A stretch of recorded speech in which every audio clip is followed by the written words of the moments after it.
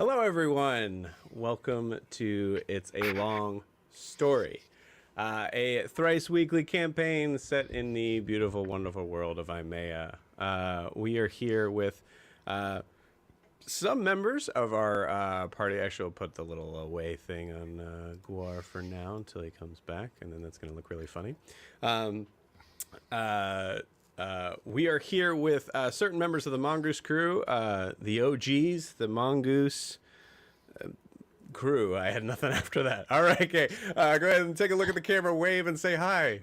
Hi.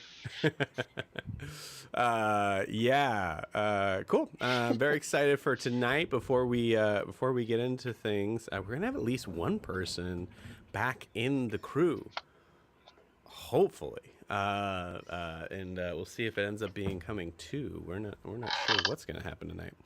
Before we get into that, just some announcements up top.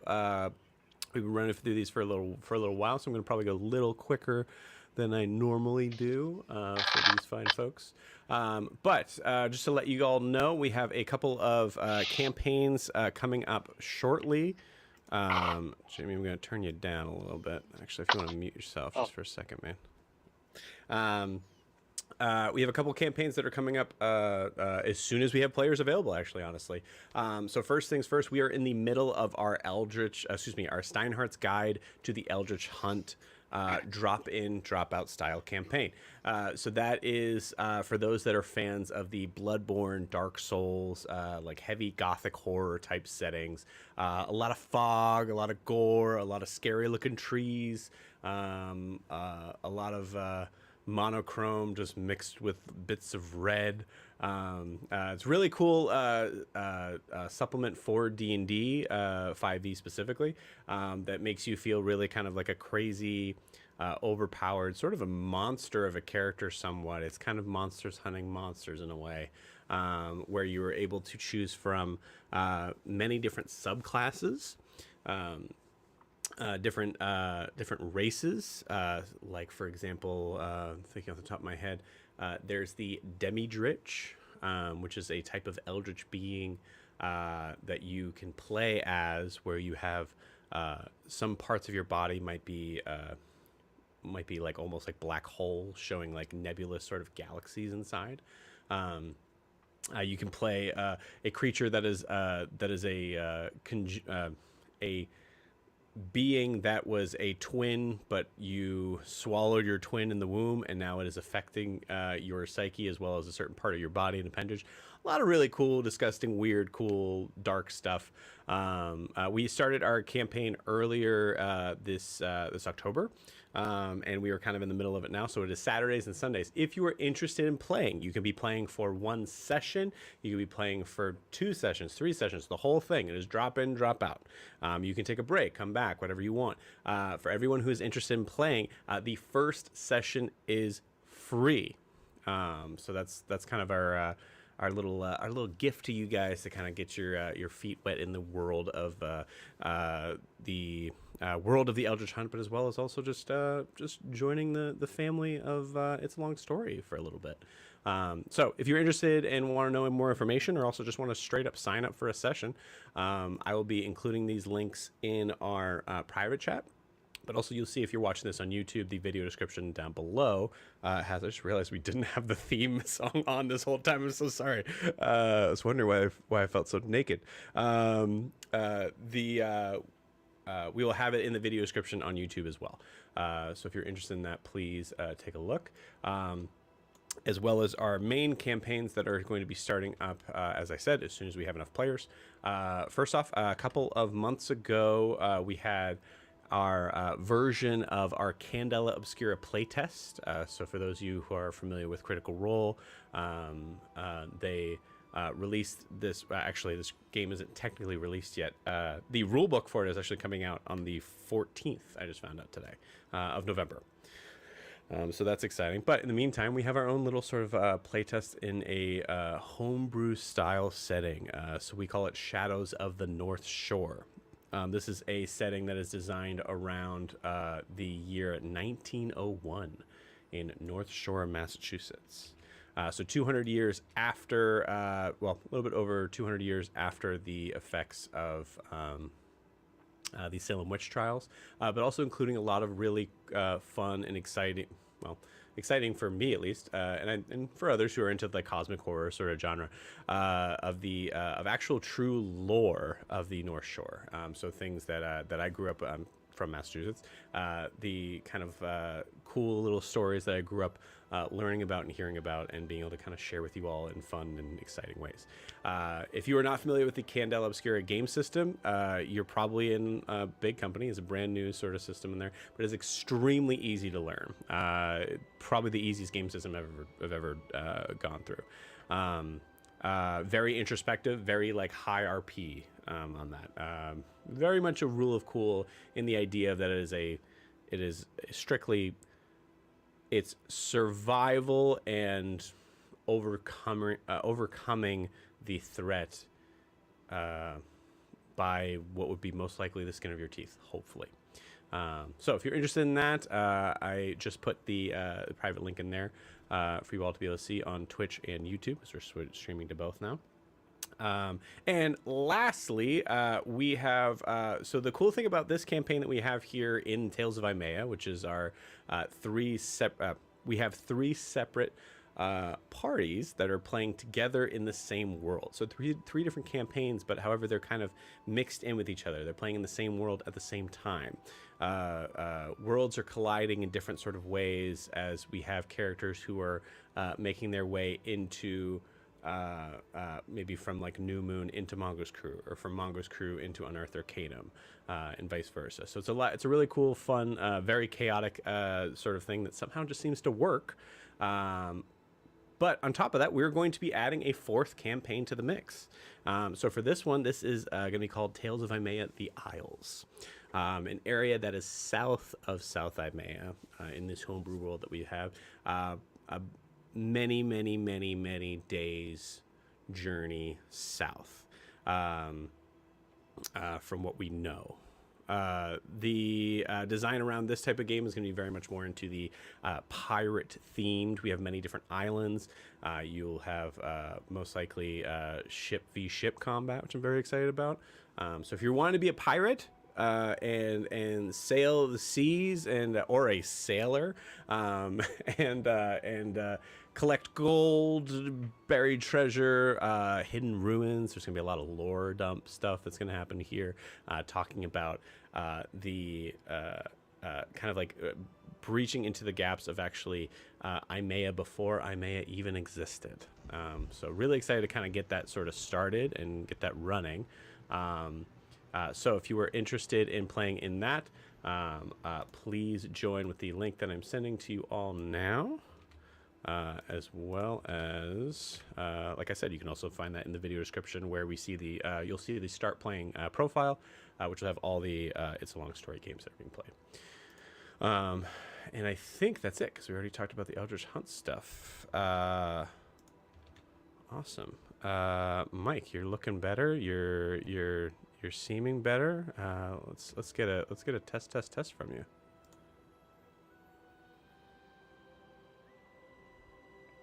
Okie dokie. Test. Yeah, welcome back. Awesome. Cool. Looks good. So as you can see, we are missing our beloved Triton. Tonight we'll see if she's able to join us a little bit later, but if not, we're going to assume that she's kind of there and in the background. So she is normally giving us the recap. So in this case, I will be the one that's giving us the recap as we kind of dive into our session for tonight. A lot of talking by me, and that's okay. So last we left off with the Mongoose Crew, we had a gift made, designed, and given by Eldrin Enerath, the Princess of Honoria, given to Gwar Amon Amarth. It was something that was kind of designed more as a memorable token for Gwar to have, as it was built with the ashes of his fallen brother in a battle that had taken place about a week earlier, I believe, at this point. So very touching scene there. There was a lot of stuff that happened between Wilbur and Winona, as there was an understanding from Wilbur the Wombat's mother, that she was very homesick after getting a letter from a member of the Unearthed Arcanum.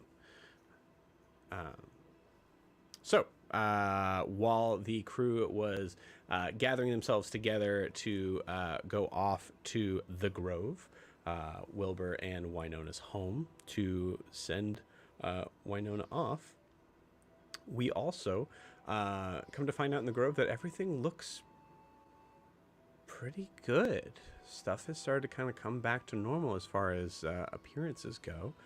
There's no sign of the massive battle that happened there a week prior.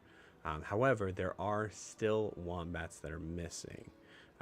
During what has been commonly regarded as the Day of the Voice, there was an interesting sort of thing that happened to everyone in the Mongoose Crew as they all got split up into different areas in Imea, separate from each other, and we still are trying to collect the rest of them back. We have some of the wombats also ended up being kind of caught up in that displacement. So they are now strewn about in different areas, very concerning. And I believe we said that there are all the sort of NPC wombats are found. There are now 5 others, if I recall. So there's 5 other wombats that were part of the archers that were there. If that wasn't enough, we flip over to Seren. So Seren and Huxley are met. We find them in a bar in Celeste, the beautiful, calm, relaxing beach town of Celeste. Coming face to face with a member of Huxley's past, a Furbolg sailor that goes by the name Percival.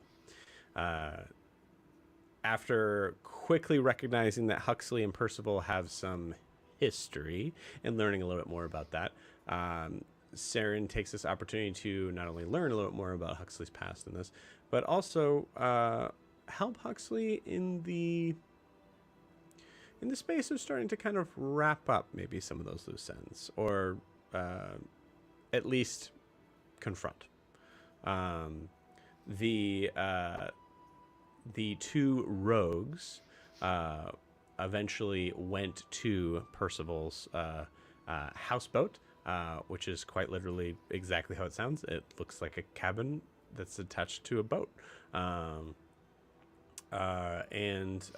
The 2 kind of have a interesting sort of Percival and Huxley have an interesting sort of standoff, where Huxley agrees to pay out some of the penance that was owed to him many, many, many years ago. I believe we ended off with Seren saying goodbye to Huxley, as Huxley is now tethered for a few days to the Fey Furbolg, as he is carrying out what is a very simplified version of what his original deal was. And I believe that is it. Kayla, did I miss anything? Eldrin talking to her dad after that. Yes. That was after that, right? Yep, cool. Mm-hmm. Yeah, that was the last scene.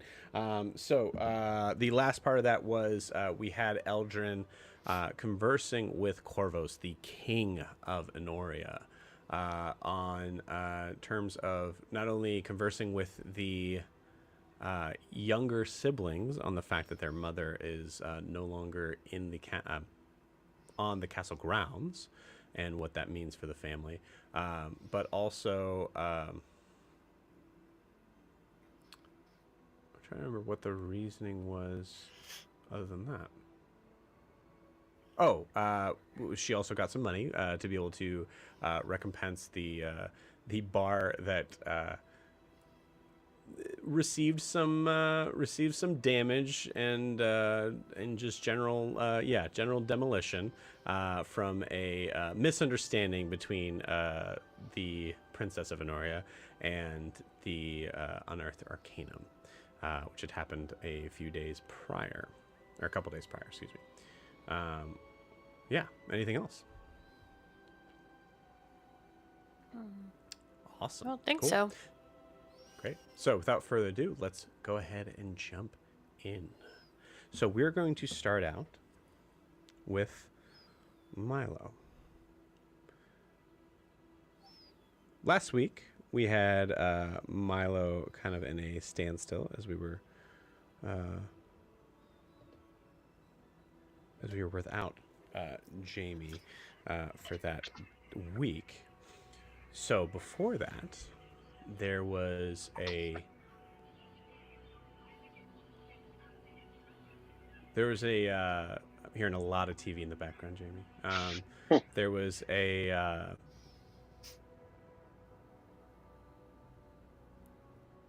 there seemed to be a little bit of trouble in Paradise. Paradise being the family, a sort of shelter for runaways and the downtrodden that is deep inside the woods of North Imea in an undisclosed location. There is multiple beings here of all different shapes and sizes and races and what have you, that are being cared for by the elders. One of the elders being known as Kavish, a fire genasi, who seems to have a kinship not only with a very interesting looking bird that has now been known as a phoenix named Celeste, but a budding kinship with a certain halfling monk. As Milo spent his time around town, around the village, we'll say, that was all up in the trees, there was a certain sighting of a place that seems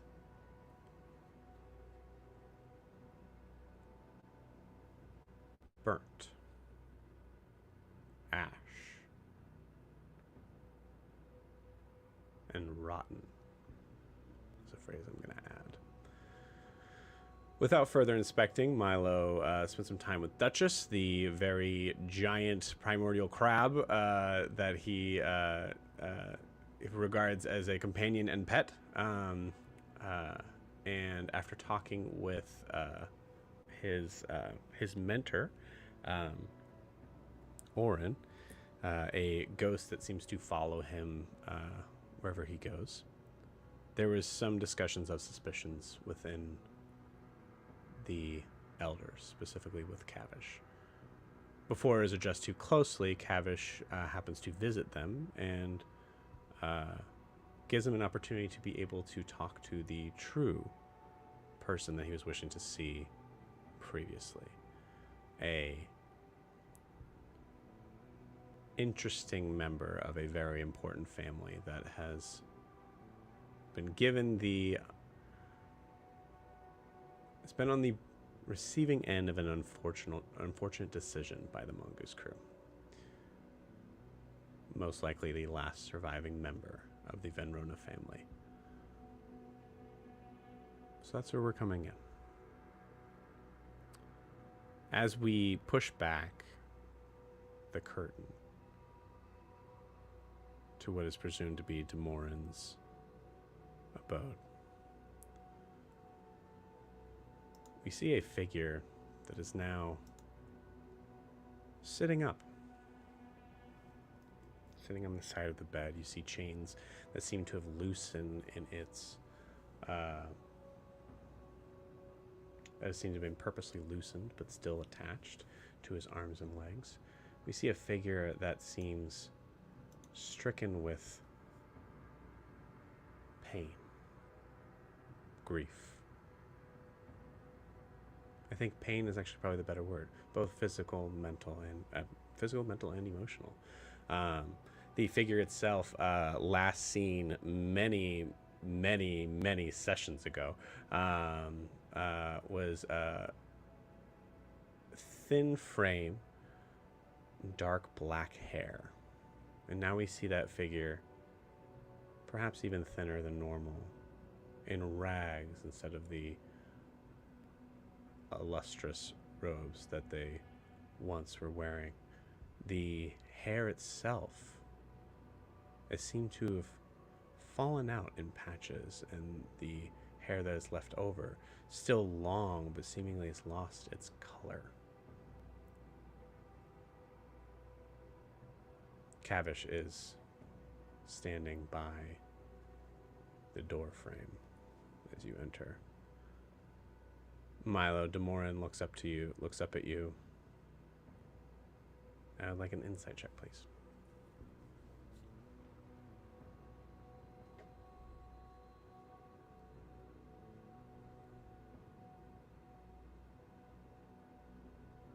Uh, 19.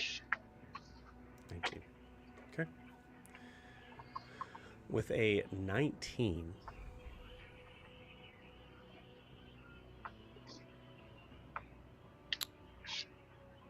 the figure that is looking up at you, you can see eyes that seem like everything about this person seems to be weakened from its state that you'd seen not so long ago. And even the eyes themselves seem to have lost a little coloration to them. The figure's looking up at you and doesn't seem to recognize you. And if there's any way, actually, we'll kind of continue to kind of explain this, but if there's any way for you to turn down the gain to your mic, because it seems like that's what it is, because I have you almost 100% down, and it still seems very gainy. As the figure's looming kind of in the light of a simple lamp, oil lamp that's kind of in the corner of the room.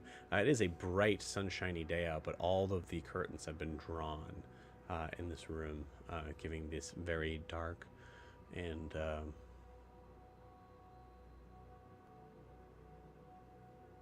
I'd say honestly just spooky-like quality. The figure puts both hands down, staring at you. You can tell even with a 19, he seems like he's trying to remember. I think he gets an idea that there's a glimpse that he should be recognizing who this is. But you see that there's no immediate recognizance. The figure looks behind you, seeing Cavish, and you see the eyes seem to recognize them. What do you say?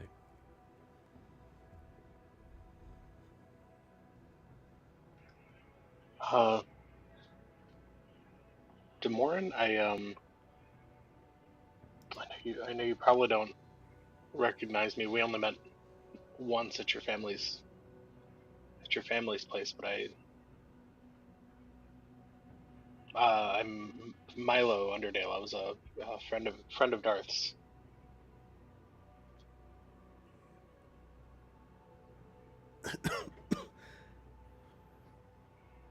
You know my family. Briefly.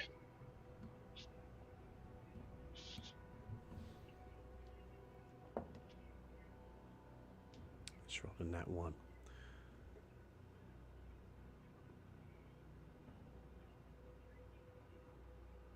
Do you have news?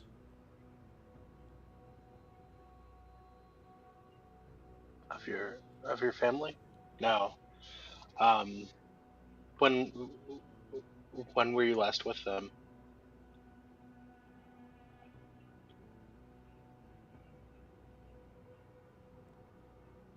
I was there when the bloodstone was shattered. Everyone, the tribe, turned on each other. I was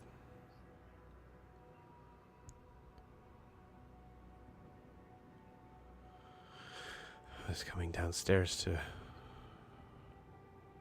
protect the manor when I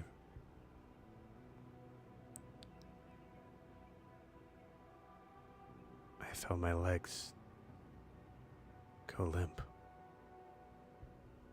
My body went into a state of shock, unlike anything I've felt before.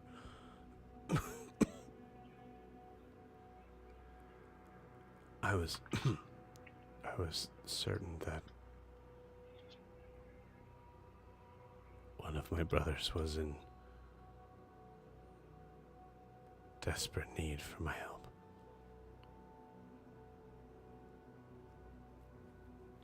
And as I shouted out in pain,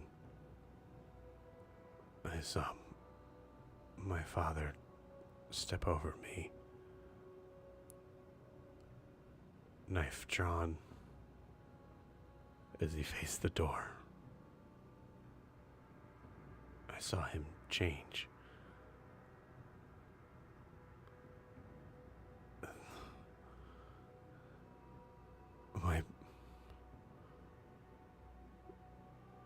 My brothers were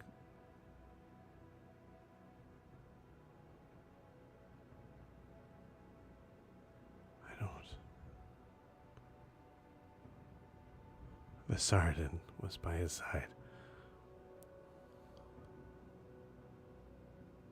And Celeste was there. And I just remember the door bursting open. And I think the pain was too much.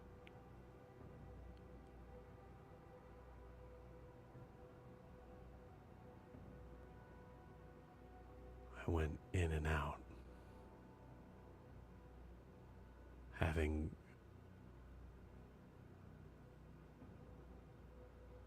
searing scars in my brain that kept me from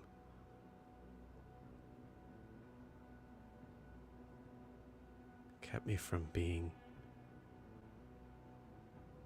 all the way conscious, and kept me from going all the way out.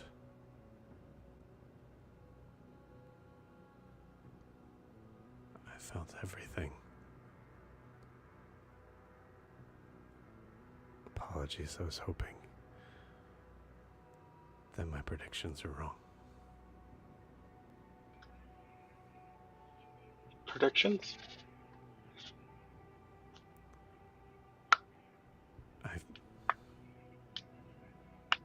I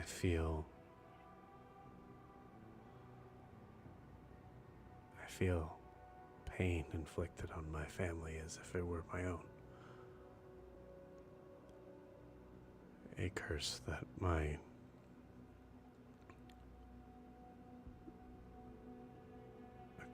father claims as a gift. I assume with the pain that I felt that I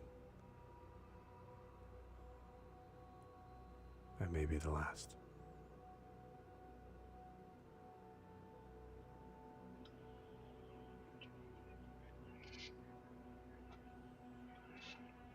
I'm so sorry. I don't have.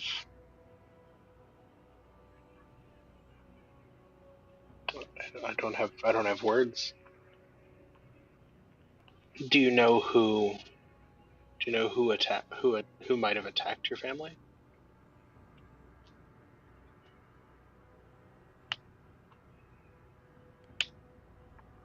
I know.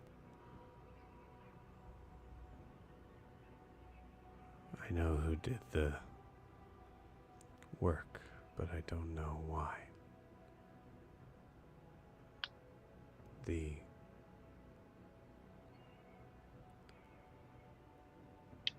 bloodstone we have is our one source of controlling our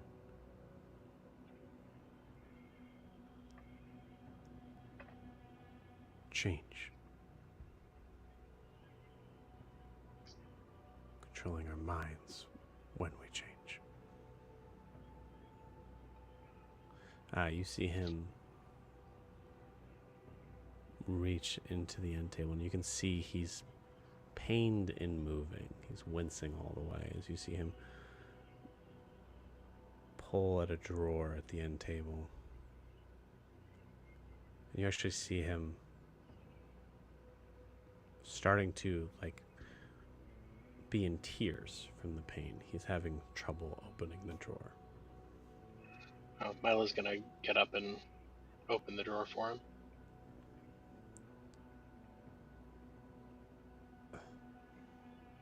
Thank you.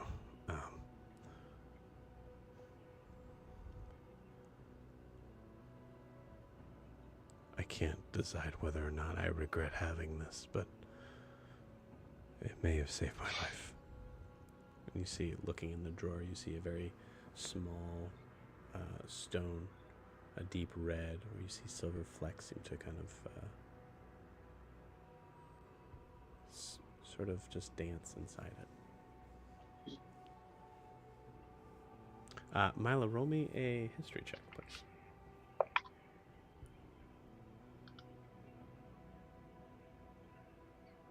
16. 16. Awesome. So make sure that my history is correct.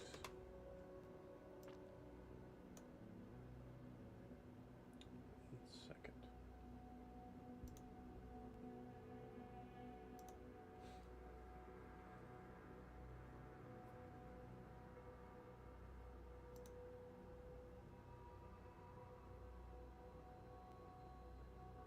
Yeah, that's what I thought.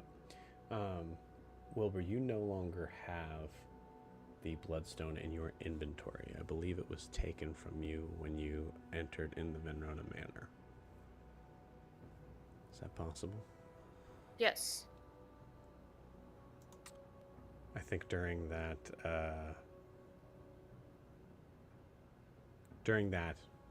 interaction at the dinner table, there's a point in time where Demoran may have taken it back. Milo, you look at the stone, and I think, what did you get on your lore check? 16. Yeah, at 16, you look at it, and I think you get a flash of a memory of a small paw holding it in their hand, as you remember that Wilbur was the one that originally found this.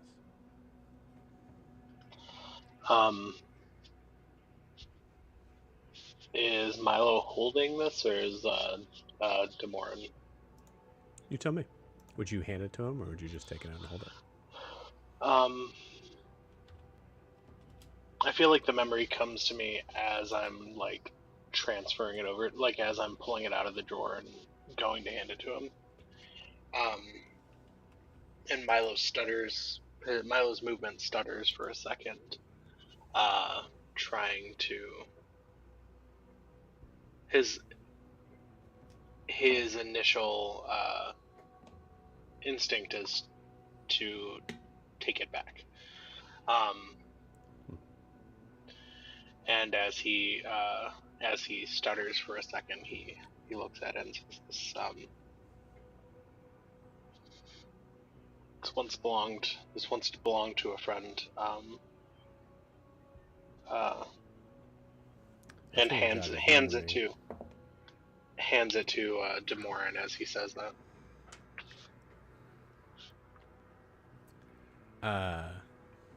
Jogging his memory, meaning I was able to make another roll. I rolled a 4. He is having trouble regaining his thoughts. I just remember taking it from my father. I didn't know there was someone in possession of it before or after this event. Sorry, you were cutting out during that. Before or after this event, did your friend have this?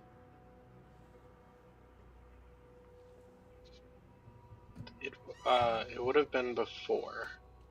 And Milo's gonna go into the night of dinner and battle that we had with the Venronas. Dinner and battle, or do you mean battle and dinner? Well, battle and dinner, yeah. Okay.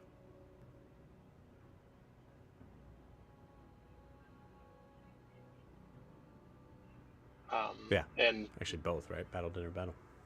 yeah, then bite. Cool. Every time you good lord, that's a 5. He's having a real rough go of it. I mean, he felt the pain of dying from at least one member of his family, most likely. More. That was a 7. Wow. Okay. I'll say as you're kind of recounting the whole story, that would probably be the equivalent of at least 2 rolls. So as you're explaining it, he goes, "I'm sorry, I don't. It's coming and going in flashes."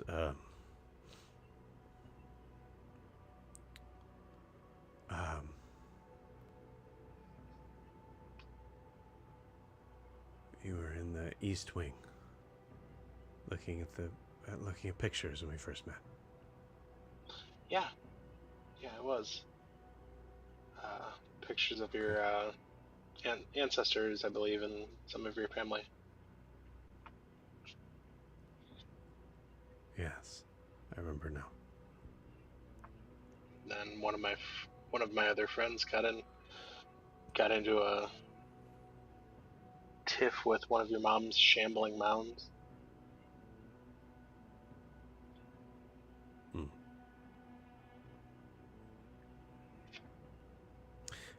You see him kind of smile and then immediately lose the smile as tears start to kind of just form at the edge of his eyes. You realize, actually, I'll say this. This is kind of a different roll. Okay. Wow, that was a different roll, and that was an 18. He is having a memory that must involve Celeste when you said that. At that, Milo's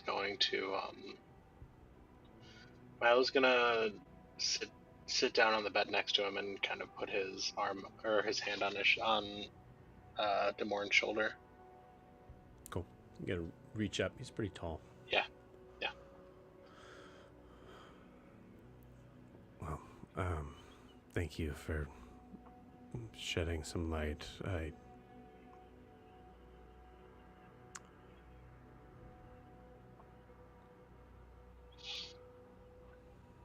I know not of this place.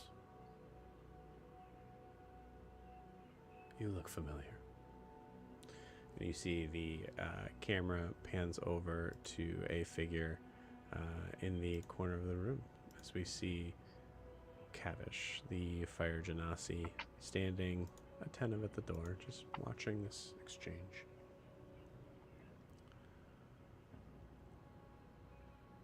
Yes, you made it pretty far from your village before a friend of the family picked you up and brought you here. You've been here for weeks.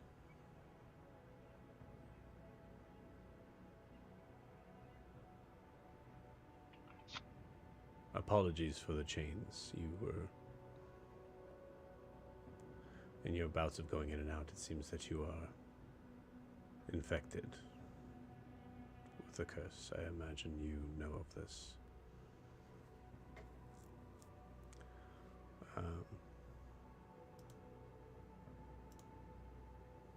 You see, Milo's gonna.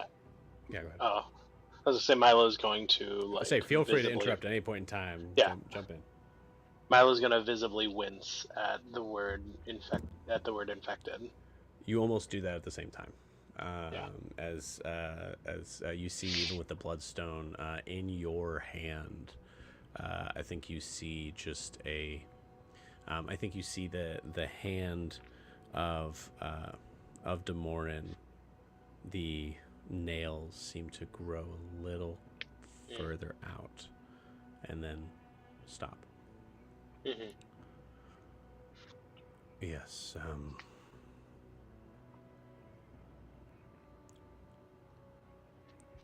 Thank you. I don't know what you've done, but I'm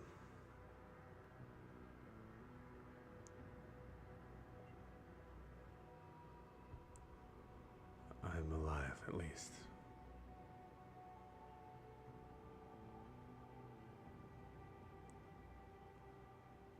I have you to thank for that.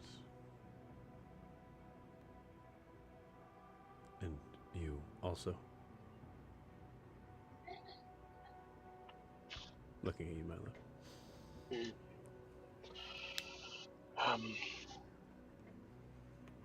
I suppose now's a good time. I haven't thanked you either, Kavish. You've done a lot for me.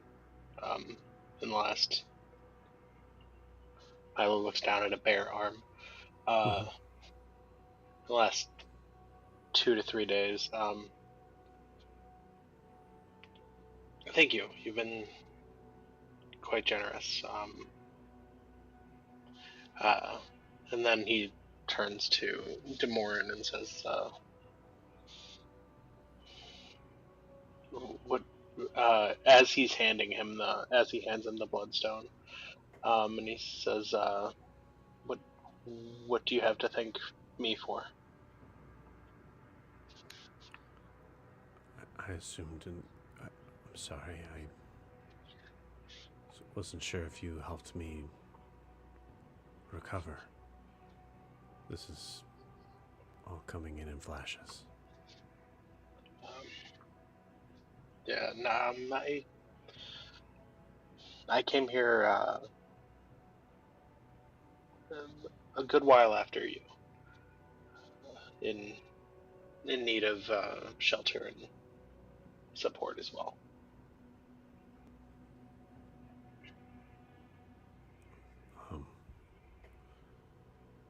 Sorry for whatever trouble gets you here, but it seems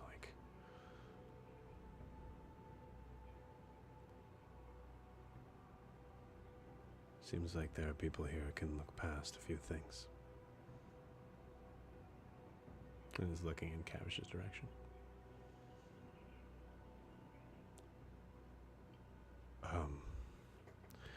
I should be heading off. You see him like start to kind of try to get up, and you can see there's a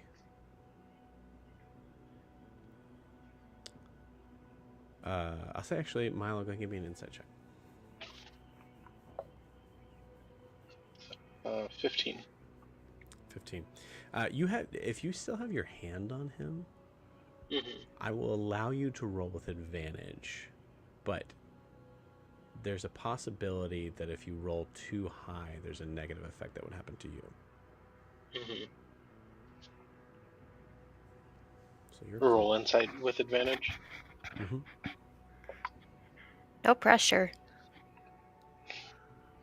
Well, it was a 19 for 21, so bring it. Okay. So 15 was a DC for this to kind of figure out where he's at. You're 5 over, so I need a wisdom saving throw from you, please.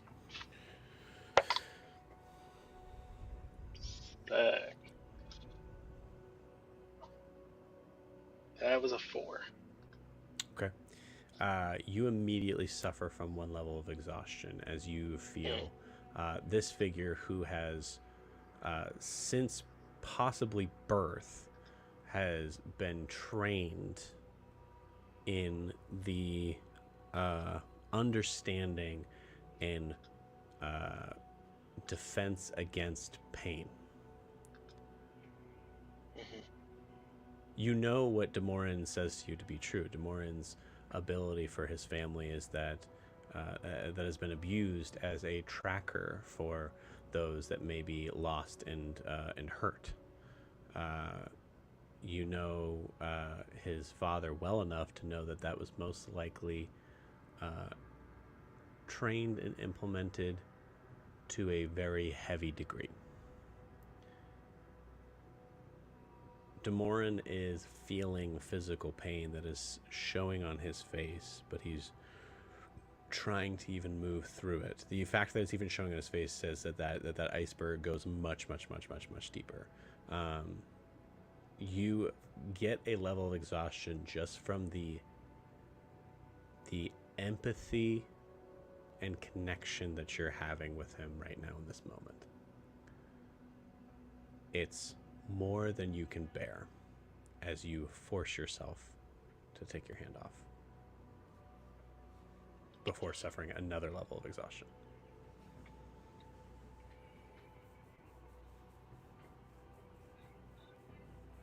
At that, Milo's going to let out a little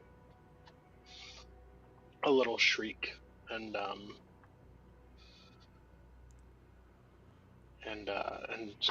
so sorry. I don't know what just happened, but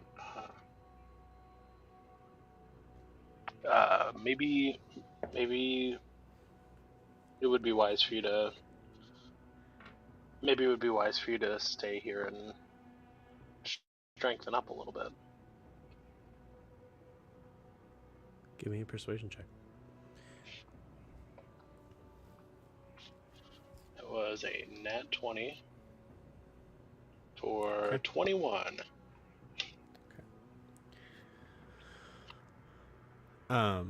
I rolled once again, as your shriek would possibly give a sense that you are also powerful enough to be able to kind of take in this feeling, and then therefore making your presence known as someone who may have been involved in this deeper than he knows at this point.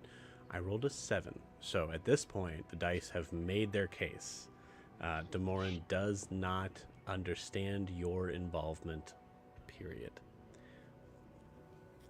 At the response of this, I guess, yeah, I guess maybe a couple more days. Is there any? So I don't know. I don't know who I should ask for this. Is there any food?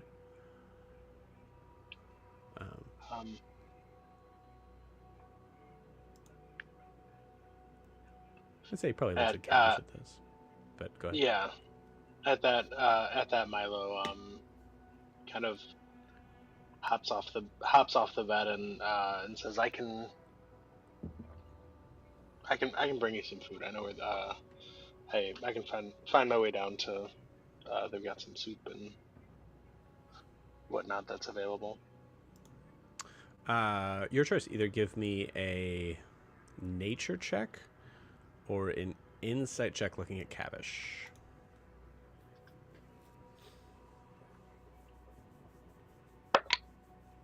There's an insight for 21. 21. 21 looking at Cavish, you see a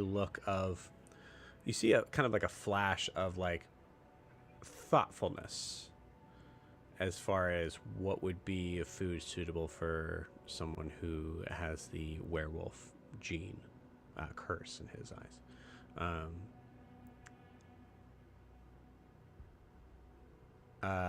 In that regard, you think back to what you had for breakfast and recognize that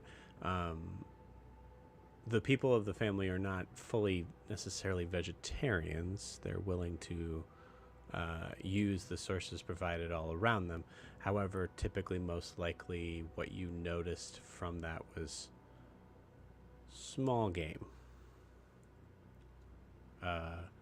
Something that I think... something that could heal in certain ways, but definitely is not going to be the source of protein that you would imagine someone who is in some ways kind of eating for two here. Aww. Yeah.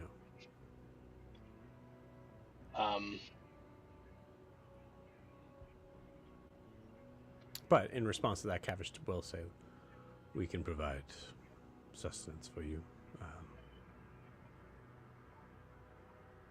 I will get that right away. Milo, are you in further need of me? No, I think you're. I thank you for bringing me here. Thank you for all this. I'll see you around. Very well. You see him exit the tent. As soon as he exits the tent,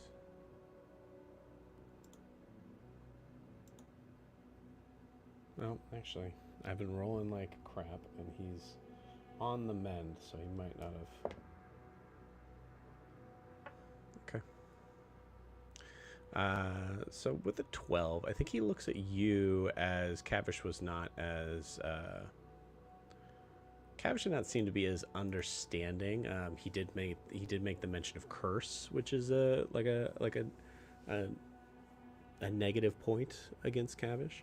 I think for this is a little bit probably too much insight, but I think with Demorin, as most of the werewolf family of the tribe of Venrona, they do not look at this as a curse. However, with Demorin seems probably a little more understanding than some of his family.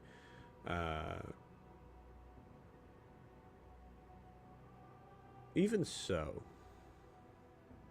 he shows no sign of like knowing anything about you. But as Cavish leaves, he goes, surprised they didn't shoot me on sight here. Yeah. And Milo's going to say, soon after I left your family's place,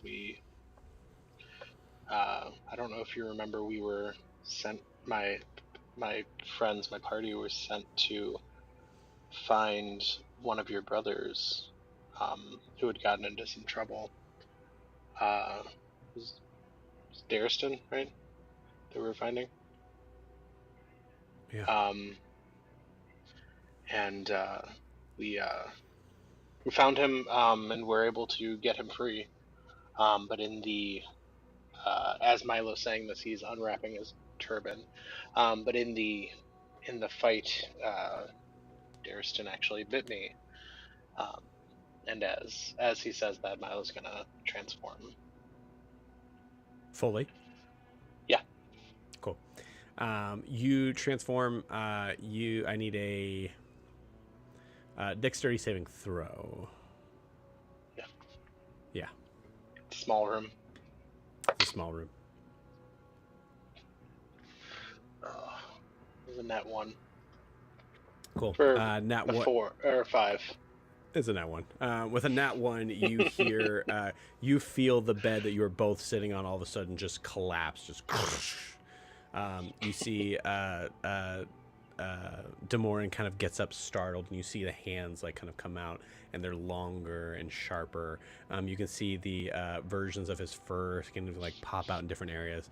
Yeah. In startled reaction. Yeah. You see the Yeah, snout. Actually, ironically, his snout does not actually get bigger. He looks a little different. You see, actually, I'll put the. I forgot to put the thing up there. I don't think it's on there. Which I should have done, because there was a good possibility that he was gonna be violent with you. He kind of like changes slightly in this form, and then sees that your that crack and that crunches was the bed. It is not. And also, I'll just do one more roll. Okay. You see Cavish immediately come in, and the staff lights on fire and points in the direction of both of you. Milo's going to Milo is going to hug himself and change back and say, it's okay. I was just sharing a point of commonality with Demorin, and uh, broke the entire bed. There are many here who would not appreciate the sight of a werewolf. Both of you. I need you to find a way to control yourselves while you are here. Are we clear? Milo's going to look at Demorin. You see Demorin kind of just twitch out and then like start to kind of like pull back to his form. He's not facing Cavish. He's not looking at Cavish. Yeah. The Crystal. Yeah. We will be best behavior.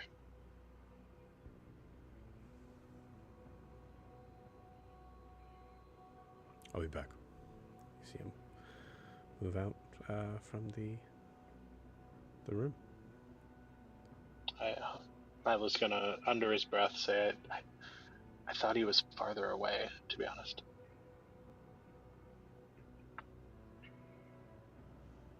I imagine that he is, seems to be of an important station. I imagine he's gotten there from not being an idiot and leaving a werewolf unattended. That's valid. Let alone two. Yes, apologies, I didn't know. That is a very... It can be looked at in multiple ways, but in my family that is a high honor that has been gifted to you.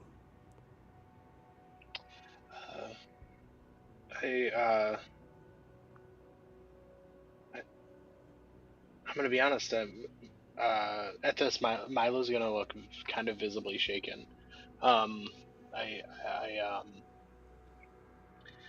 It's been a couple of months, and I haven't really had any negative experience. Like, I know all of the stories about werewolves and all of that, but like I haven't really experienced any negative response to my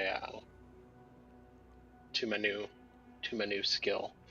And is that kind of typical?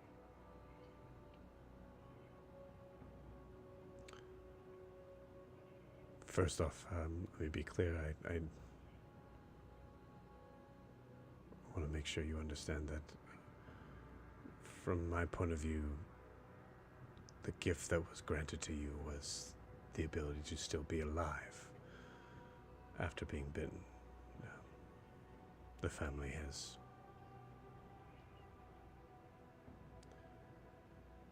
is not sparing in the first part of that ritual, but very in the second. I imagine that you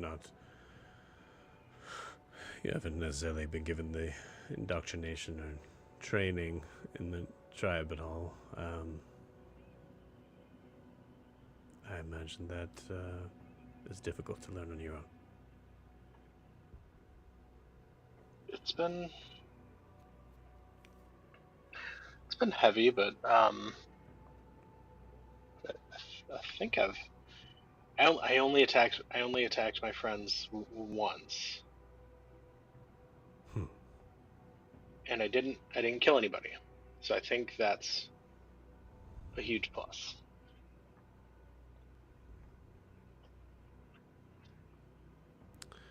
After we are indoctrinated, we very rarely find kinship with anyone who is not of the tribe for that very reason.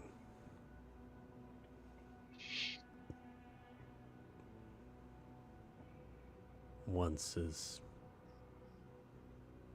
good.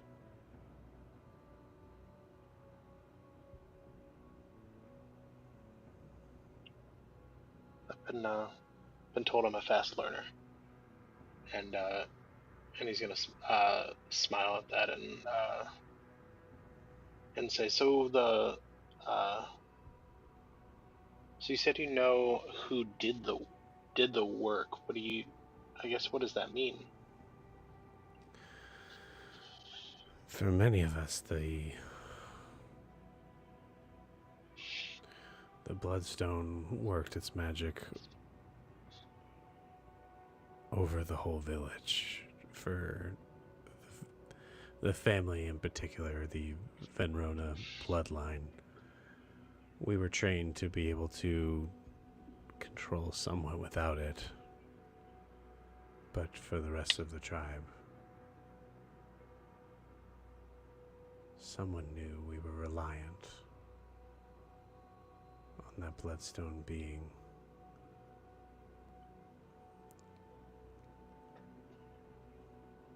connected and untouched.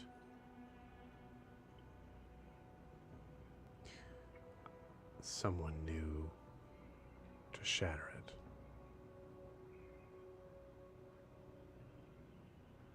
And that's all it took for the tribe to turn on each other.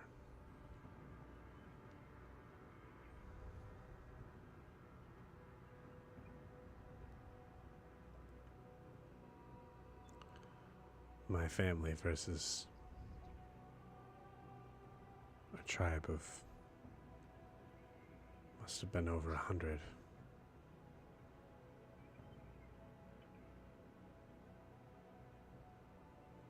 It's unlikely anyone survived.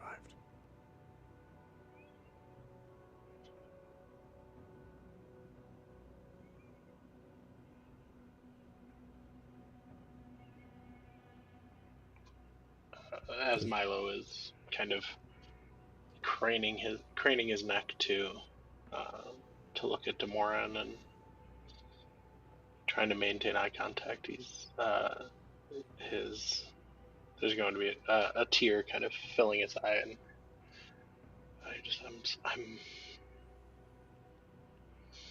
I'm so sorry.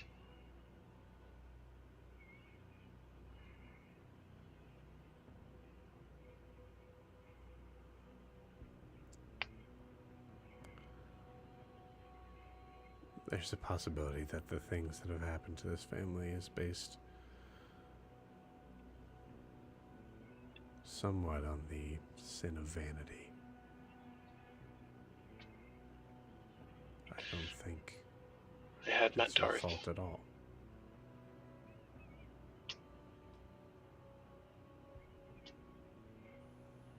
But I appreciate the condolence. Your brethren are not of the curse, I take it. No, I think you and your family are the only other. I was going to scare quote. The only other cursed that I know.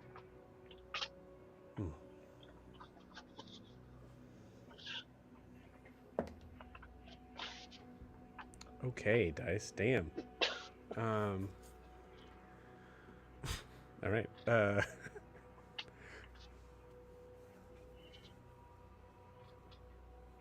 I think you probably need this more than I do now.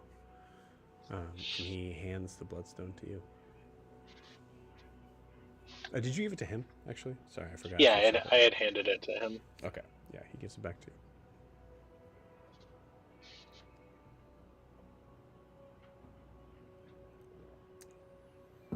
This will help with the lack of training that you've received.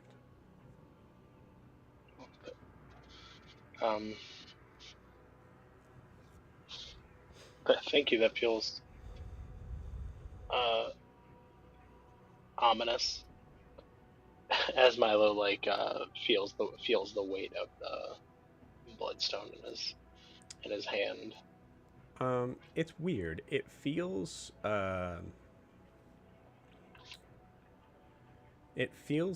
heavy, but in your hands, it feels heavy, but like with the touch that you have, like moving it around, you kind of feel like it is weighted by the liquid that is inside it rather than the stone itself.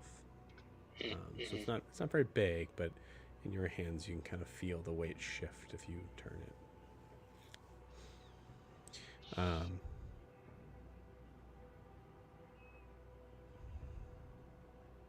I think he would tell you specifically. He'd say, when our goddess is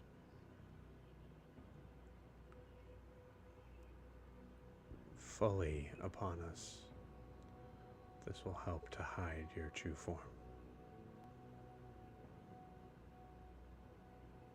Are you talking about the moon? When the moon's full? Sorry, yes, the moon. Yes. Oh, okay. Yeah, that. Remember, indoctrinated, I really haven't spent time with anyone other than my own family, so. I've never had a goddess before this. It's pretty neat. You've been blessed. In our world. Yeah, so far it feels, it hasn't felt like a curse. There's been that moment with Cavish and maybe one other time that it felt like it excluded me or kept me back. There's people that look at what happens to us as unnatural.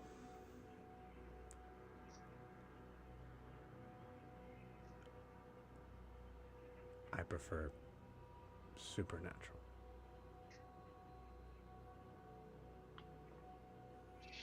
But for ones that deal in nature, it makes sense that would be considered a aberration of sorts.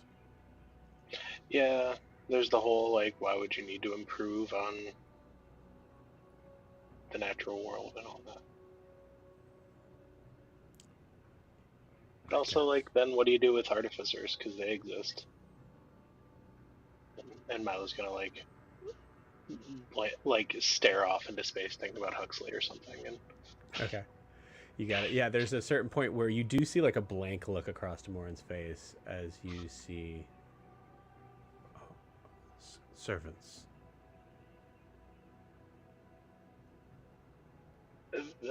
Inventors, people who make like gadgets and weird stuff like that. And Milo's he's gonna pull out his night vision goggles and like stuff like this. Like, I can't see at night unless I have these.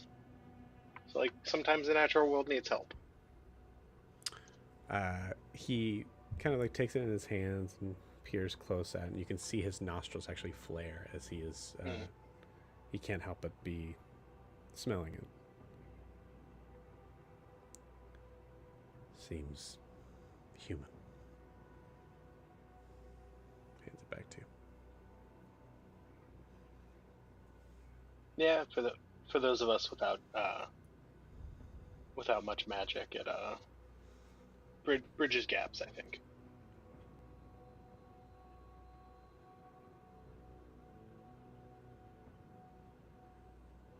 I understand. And then Milo is so I know you have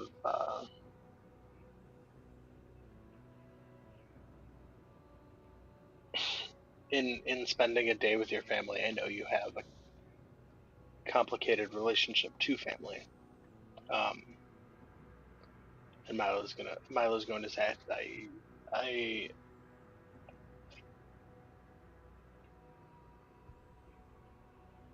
hope this isn't too forward, but I feel our shared curse, our shared blessing,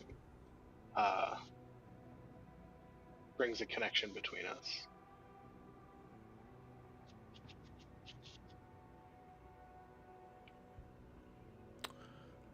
Roll me a d20 and add your charisma modifier.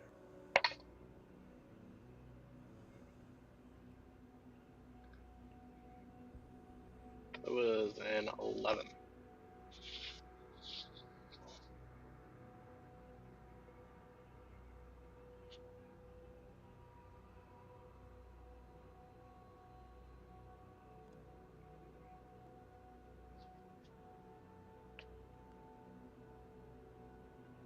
He seems to be struggling with something, and I think you feel something start to kind of. There's a wounded animal factor here that he's struggling with. And I think with your natural insight, you see someone who is regarding your statement as a, I feel like we're the same. I feel like we're the connection being the idea of like we're all in the same tribe, we're in the same family. And that's where there is a momentary sort of snarl that kind of comes across his face that he just seems like he can almost not even help. And Milo's going to at that Milo's going to put his hands up and say, I mean no disrespect. I simply mean I've felt to this point I've felt alone in my journey with my other form, and it's nice to know that there are other people out there.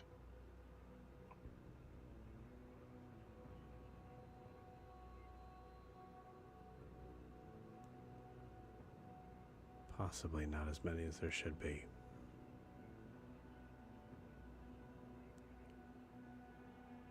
I have a lot to think about, Milo. Okay. Thank you for speaking with me. Yeah, thank you for your time, Milo. And Milo's gonna put I guess if we're both standing, Milo's gonna put his hand on reach out and put his hand on Demoran's elbow and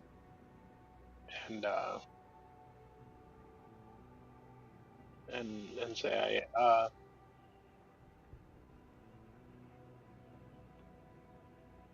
if it's okay with you, can I come back sometime over the next couple of days? Of course. I get used to the company. I also have no idea what they're going to bring back as far as food. Yeah. I imagine they don't make roasted duck here. He was able to figure out and roast a boar for me in the woods, so I think you should be okay. What was there a type of glaze he used, or? No, it wasn't. It wasn't even so much like. It was kind of salt and pepper. It was like he had heard salt and pepper should be on things, so it was near that. So it was like he had them near it at some point while he was cooking. It was okay. Oh. I was very hungry. Hunting food, I understand. It's been a time.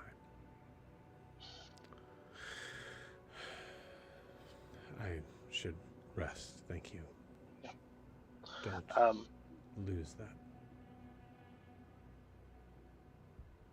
Lose what? And Milo's gonna grab it and hold it. Just kidding. Stone. Oh. And with that, Milo's gonna say, I'm sorry about the bed. I will. I'll see you soon. And duck out the door. You see him like as you're walking out. You see like you full on put a hole in the floor, so you see him like kind of like looking through as light is kind of like shining up. I think light's been like shining up onto your face at this point. He kind of like looks down the hole. How high up are we?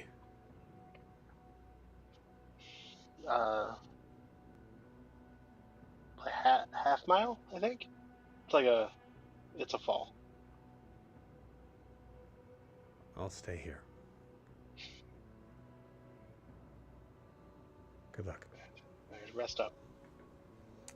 And you see him try to position like the pillow and the sheets opposite, so that at least the head is upwards. As you see, the whole bed is kind of shifted this way. Awesome. You duck out. Give me a perception check as you leave.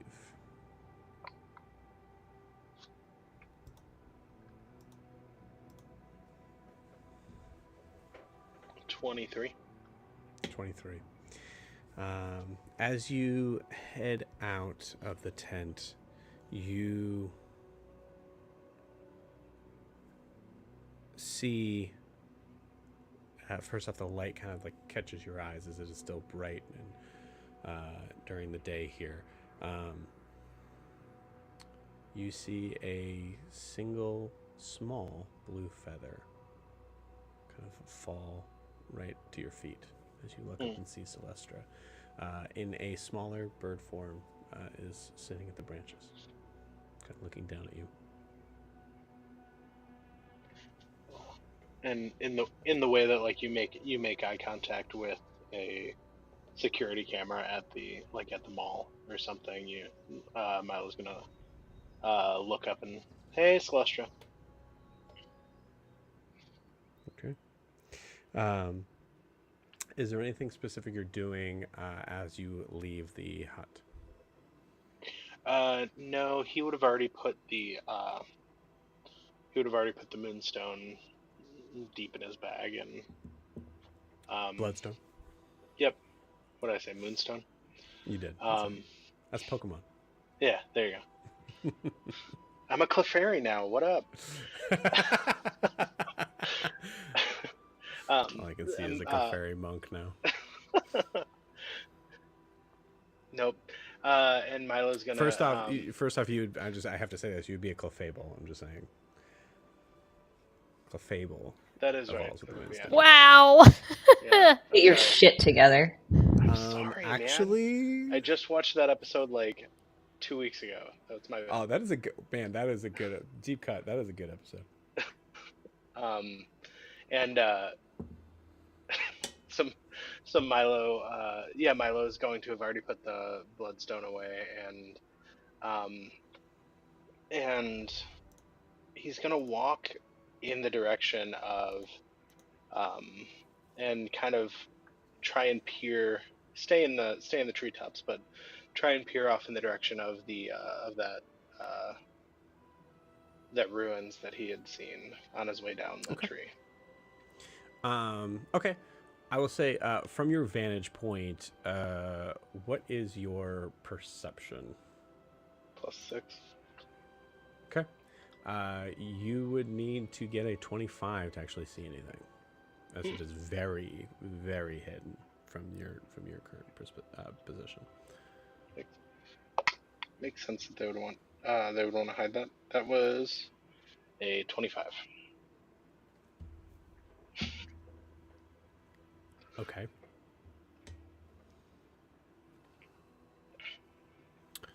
Cool.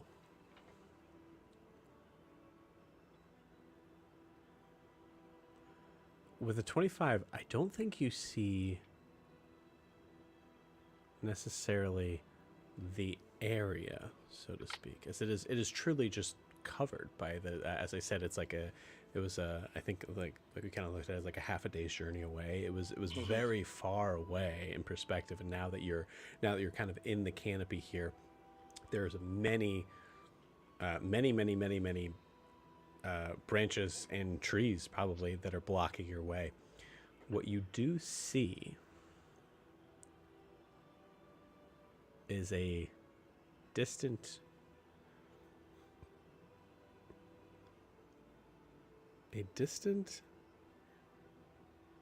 bush or tree.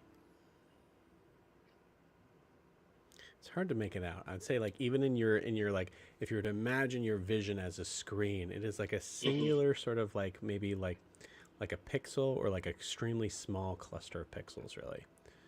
but you see it as it is a bright purple. Hmm. And you see it shift from that purple to the green. I know that's not much, but I will say with that, you get the idea that even though that place looks to be burnt, dead, rotted, there's something alive over there. Yeah. I guess the question for Milo is it healing or are they hiding it? That is a good question.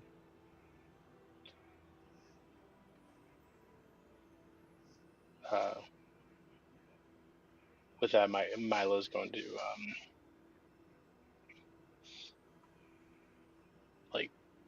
as he's looking at it and seeing the purple to green shift, he's going to say, "Orin, what do you make of that?"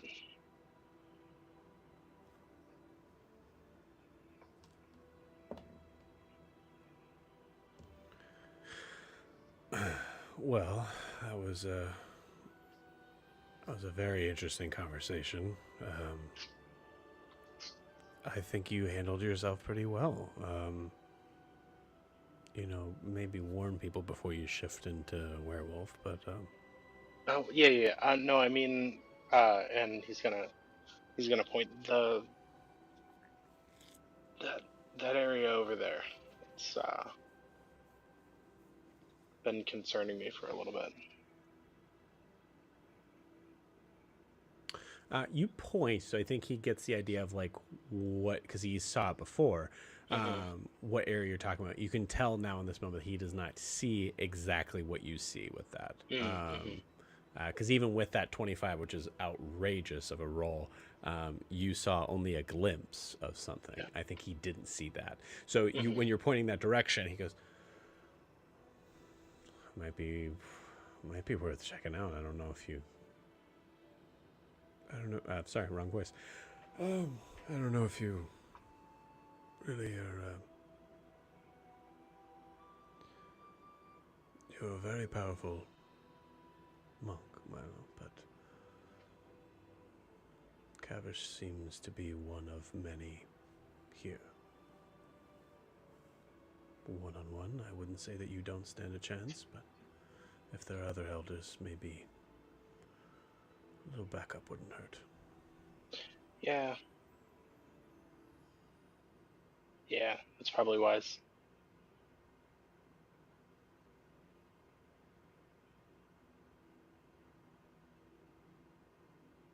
I am the wise ghost in your head. Is that what you've been calling yourself? Never mind. You see like the vision of him just like disappears. As you walk off, and we'll say we kind of like start to kind of pull out of frame in this. As we shift over into Lorianne, welcome. Yay, Lorianne! Can we hear you okay? Yes. Can you hear me? Yes, awesome. Yay. One final thing to wrap up for Milo. Please, yes. Are there zip lines in this area, like as fast travel? I know for druids it doesn't really need, like, they don't really need that, but right. Roll me a d20. I'll 50-50 it. It was a 14. Cool. With a 14, you do find like just below you at kind of like the lower levels that are still up in the canopy sort of treetop sort of area of these giant trees. There does seem to be ropes that look like there's something attached to them. I'll tell you for now. I'll say, do you go down to those to that area? Yeah, Milo's gonna Okay. just try and find all the fun ways to get around this place. You got it, absolutely. As you walk around, you bump into a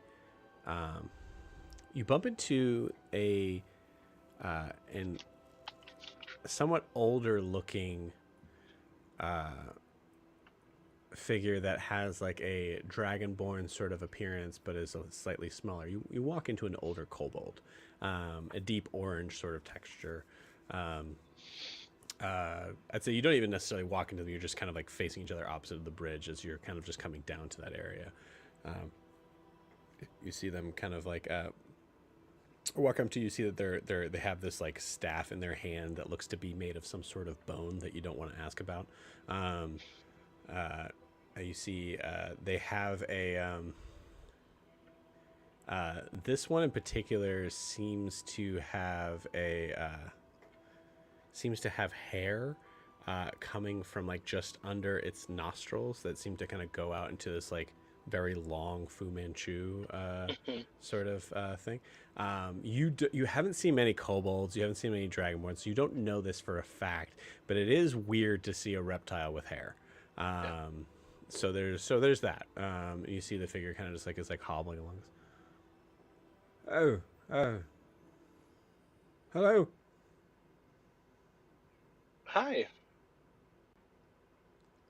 May I pass you in my way? Oh, yeah, absolutely. Milo's gonna like hop up on the handrail and walk past him there. Show off. Lovely. Kind of hobbles past you. You can ask them a question if you wanted to. Milo's got nothing. He's just gonna let the guy live his life. You got it. Cool. Yeah. He goes off. He's still he's doing the old person murmuring of still talking about like the younger ones always trying to show off. As he's like venturing sort of upwards to the bridge, you can hear his voice kind of start to trail off. And at this moment, you kind of look back at the sort of like zip line sort of contraptions that you see, and you see. I'll say, give me an investigation check.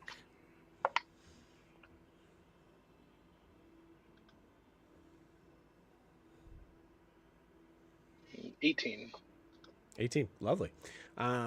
These contraptions look a little short for where the zip line sort of would start. It seems like the rope is for you is like perfect height, but you're always kind of aware of the differences in that. You get the feeling that most likely there's not a lot of adults that use this thing. This was most likely made for the children of this, possibly by the children, you're not sure, for being a means of getting close to it. That being said, you weigh about as much as any sort of child of the family would be. Yeah, Milo's definitely gonna ride that. You got it. Absolutely. Cool. Yeah, you rolled really well on all that. I think we see the zoom out of Milo just grabbing on and just like just letting loose, letting go, and seeing him fly down. You see the rope kind of billowing behind him. You see you're moving so fast as this is going to go all the way down to the ground. You're moving so fast. There's a certain point where we see like Oren's like frame start to kind of move away from your body as you are plummeting to the earth at a speed that hopefully slows down in a second. But we fade out before that happens. Awesome. Very cool. Great. So now we go to the underwater world of Enoria. As we once again zip through the castle walls, we come to our heroes standing around in the middle of the main hall, I'll say, with Zaris, who asked you to just meet him there. So Eldrin, you are we see you all there. What does Eldrin do? I think before Eldrin and Norris leave the room, because Wilbur's slept at the foot of our bed, I think we determined. Yes, yes. So this would be the Okay. next morning. Yeah. So then, yeah. So maybe after Wilbur leaves, I think Eldrin and Nora's Eldrin makes it more awkward, and Eldrin does the whole. So, are you coming with us or staying here? I don't quite know where we stand on that. You're going to Celeste, right? Yeah, to get Seren. Well, my last visit to Celeste didn't make me look so good, so of course I'm coming with you. Okay, well, I Also, wasn't sure. danger level was, you know. I mean, those people are supposed to go somewhere, right? They're probably not there now. Even Yeah, if they yeah. were, it's fine. Okay. Yeah, then I'll come with you if you're okay with Okay. it. No, I mean, I'm fine. I don't want to make you do something you don't want to do. And if you wanted to stay, that's fine. I'm not Why going to did be you upset think that about you it. would make? Why did you think that I would just go along with something that I did want to do? I That's don't not. I don't know. Wilbur, you're right outside of the room. You're like, And Eldrin just like I don't want you to feel like I am forgetting you or not taking your wants into consideration. yeah, no, I get that, and I guess I appreciate that. But like, if I didn't want to go, or if there was something that was keeping me from, it's not like I wouldn't tell you that. You don't need to, Okay. like, you. Well, Yes, sometimes I mean I know. you're Okay. you can be bossy if that's what you're saying. Well, I wasn't Like going to say it that way, but well, okay, all right, I but I'm just saying, guess. like, that's honey. If you don't know that yet, I don't know what to do. Wilbur, do you interrupt this? Is the bickering just because? Yeah, Wilbur. Wilbur's gonna pop his head back into the room and straighten up his little cape a little and say, "As the best wombat in your wedding, I feel obligated to ask if everything is okay." Everything's fine. Why If wouldn't you things? were, sorry, What was no, go that? ahead. And apologies if it was intrusive of me to sleep at the foot of your bed. I somehow don't remember how I got there. We told you it was fine. No, that's honestly that was super fine. Your Yeah. body's like this is gonna sound weird. Your body's like weirdly warm. It's like a Mm-hmm. like a foot warmer, sort of thing. Mm-hmm. So is that weird to say? Is that weird to say? Maybe, but no, at Wilbur, everything's perfectly fine with us. We're as happy as we've Sorry, always been, and is that there's weird to been say? no difficult conversations that we've had in the past couple of hours, and we're fine.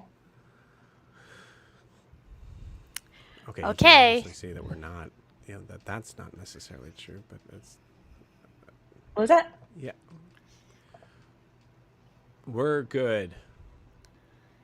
Mm-hmm. Uh, You are not very convincing. How was your So, trip to the what's Grove? How was that? We didn't get a chance to talk about that. Yeah.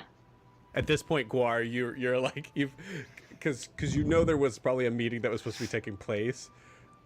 It's actually it's up to you, Guar. If you find Zaris in the main hall, wait with Zaris and the awkwardness of that, and then go and get them, or you go to get them before that. So I'm thinking, like, Guar wakes up and does his ritual and everything, and then just kind of like, I would say even before he finds Zaris, he's just kind of like, so, who are you doing now? He walks out the door, just kind of, Glancing do I know around. where, yeah, do I know where everybody is? I should, right? Yeah, I mean you would know that. Okay. Well, Yeah, like, I don't know where my room is. 20 on what I wanted to happen. I'm just gonna let Okay. you know that. Let's go. So you go. you do know where to go from your room to Eldrin's room. It's actually not that far from there. Okay. But as you're like looking around and kind of like starting to walk in that direction, you see Zaris just Zaris doesn't like poof in front of you. He goes from a hallway good. and That'll be just like Inappropriate. just maneuvers like right in front of you. Hey, Ah! what's going on? What? Oh, relax. Oh, I was you know? relaxed until you poofed in front of me. Did you get my note? No, I did not. What are you talking about? I thought we were supposed to go somewhere. I was all ready to go. I'm in the main hall. I am Not too. now, but no, the main hall's down there. Oh, that main hall. The big main hall. Yeah. Yeah. No, you're not in there. No, and neither are you. That's the point. That's why I'm here. Correct. Where? Listen, You've been asking a lot of me. I don't ask a lot of you guys. If there's something that I have scheduled, I assume that you're all going to show up for that. For me to be able to help you, let's be honest. I mean, it's not a... Pardon me. I just woke up. I just prayed, and I got myself ready, and I'm still just waking up. I haven't had any caffeinated ale yet this morning. I don't even know if they have this down here. I'm just trying to find everyone so we can go find everybody else, and I'm with you. I want to get this over with. I do. I want to go back to adventuring and leave you alone, but you have a lot of ways to help us get what we need. So let's go to find Eldrin. Sure, yeah. In the meantime, we can talk about how you have no problem talking to your god, but now that you're talking to someone face to face, I'm just saying that when you and you're just kind of walking off in the distance. Meanwhile, I think Gwar would just keep bickering. Like, he responds to me. Sure. He speaks in coherent sentences and gives me signs that make sense. Anyway. He gives you like science on like why that's probably not true and coincidental and like things like that. Like he exists, but yeah. Oh man, it's love it. Yeah, cool. So we come back to this scene as you're kind of like walking up to it now. Yeah, we see Noros just kind of just being like a... So I'm coming with you guys, Wilbur, if that's okay, and We don't need his permission. You can do what you want I don't need. to do. Well, as we established this morning, I don't need anyone's permission. I'm just saying that that's the... Okay. Everyone just take a breath. It's okay. No one minds that you're coming with us, Noros. Obviously, no one minds. We want him there. I don't know what's happening. I'm not yelling at you, Wilbur, or just even chastising you on this. But we have gills. See, and looks at Eldrin, and like kind of like moves the gills that are kind of like stuck onto the side of the neck. We can talk and breathe at the same time. That's the... Yeah. Well, so anyway, hold on. And I go to my my desk. Do they feel weird? Gwar, when did you get here? Okay. Yeah. All right. Awesome. We're late. Let me goose grab this sack of money my father gave me. Sorry, Sarah goes, yes, you are. I grabbed a very heavy sack of 500 platinum. Damn. Oh, that's a lot of dough.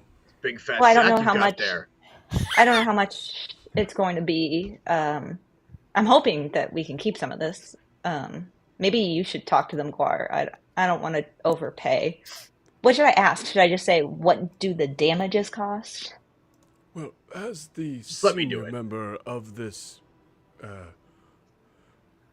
excavation, it might be best for me, as someone who has spent the most time on land compared to all of you. Maybe not you. I don't know. I've learned of negotiation. Well, I think the first thing is not to be carrying around a large sack of money. So let me just get like a backpack to put this in. So I grab a backpack and put some supplies in it. Don't you have do you have any magical bags where you the ones I where did. you put things in and they did? I did. It is with my armor with the Imaean guard or whomever that is when we were almost arrested at our wedding. Not our wedding, our wedding. You didn't have it on. Why didn't you have it on you when you got married? Because Wilbur told me I wasn't allowed to wear it under my dress. Wilbur. Well, listen. You must be prepared for every situation. That's why you just carry around a portable hole everywhere, and that way you have that pocket dimension that you can put everything in. Well, yes, that makes so much sense to me. Thank you. Didn't we have one of those at one time? Yeah. No, I had it. I had it was like a handbag of holding. And excuse me for making sure that you looked perfect on your wedding day. I am so sorry. You gotta try to carry around a backpack of... You can look wonderful and also be prepared if anyone strikes. I mean, I bet you also, anything. I'm just saying I was never invited to this wedding that you're talking about. That's true. Well, How am I agreeing with Zaris right now? Yeah. do we need to go to the hall, or can we just go from here? Well, we're all here now. Okay. We are. That's true. Zaris is so over us. Again, I thank you for this, Saris. Yes, thank you, Zaris. We need him so we can get to the Shadowfell. Yeah. Well, I mean, now that I know that you have money, there are a couple things I need to get on land. No, you can you get paid by the crown. This is mine that I need for reparations for things that I've done. I was around in the conversation that you were having and saying that you weren't sure how much you were Yes, going to need and to pay. So I know don't, but that you're there going to there's have extra many left over, and I'm just saying I've there are been doing a many lot things of that I favors can't for do the- and have not been for the able to Princess do of Venoria that because has nothing to do with my Shut job. up! Reparations? I destroyed a room in this inn. That's it? Yeah, I don't know how much that's going to be. My father just gave me money. Are we doing reparations now? I am so fucked if that's true. I mean, I really destroyed this room. It wasn't my fault. Was it? What did you eat? Somebody. No. It was when that group attacked me and Noros. Shouldn't the group pay for it because they are the Well- ones that attacked you? Honestly, yes, but I don't think they can afford it. Speaking of reparations, let's not forget that Milo told us that Aesop is. Yeah, but Aesop, I in mean, his- I know you... No, I know no, I don't Okay. think that it's a good situation. So I think that we need to get a move on with wherever we're going. Okay. I just want to say, I know that you and Guar are very nervous about it, but again, 10-year-old boy. What is the worst that a 10-year-old boy can do? Well, we left him for dead, Guar so looks at the camera like. I mean, we wanted to save him. I tried. But that's neither here nor there. Let's go get Seren. I believe it is both here and there. how old is your Technically- brother, Eldrin? 10. Okay, so And I mean, How would I could you- destroy him with a snap of my finger, so I think we're okay. Whoa, you haven't seen him lately. Just saying. Might take a Oh, couple you mean the finger snaps. deformed cat familiar that he can make now? I think I'm okay.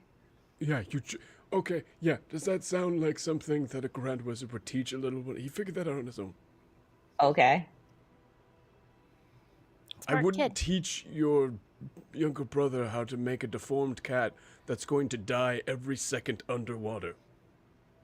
Well, then maybe you shouldn't be canceling lessons with him and you should be training him. Let's go. Everybody hold hands. Okay. Oh, is everyone's Hold- hands wet? Held Oh, Wilbur that's and right. Norris's hands. I forgot, sorry. You do remember Eldrin that like Zara said like, why are you doing that? You don't need to do Yeah. that. But now today he's like, hold hands. Yeah, I'm just Yep. whatever. You see Noros. Noros has had kind of enough of it and accidentally takes it down on Wilbur as he grabs like Wilbur's hand and then accidentally is lifting Wilbur off the ground. Ow! Oh, sorry. Okay. I thought you said we didn't need to do this. Just humor him. Okay. Sorry. Yeah. No. Here, you can just have my Hey, finger. Noros. Your hand's clammy. Because we're underwater. Get it? Good one, Guar. Mhm. You know what? You know what's funny about that? And you all like just disapparate away. God, I love this session. Eldrin's never felt insecurity before. This is new for her. Yeah, Mike apologizes for Guar having to go kindergarten cop on you guys. that was great.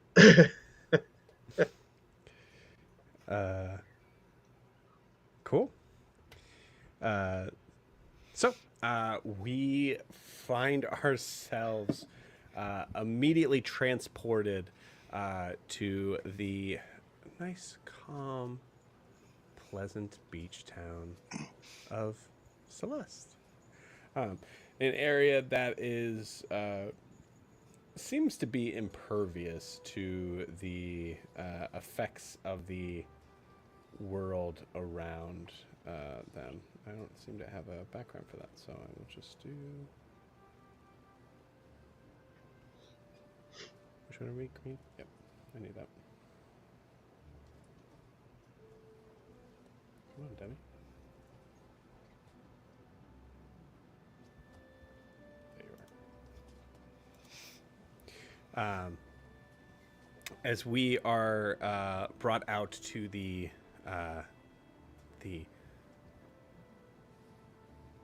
white sand that now at this point is in a kind of like a pinkish hue as the sun is kind of just coming up. You are at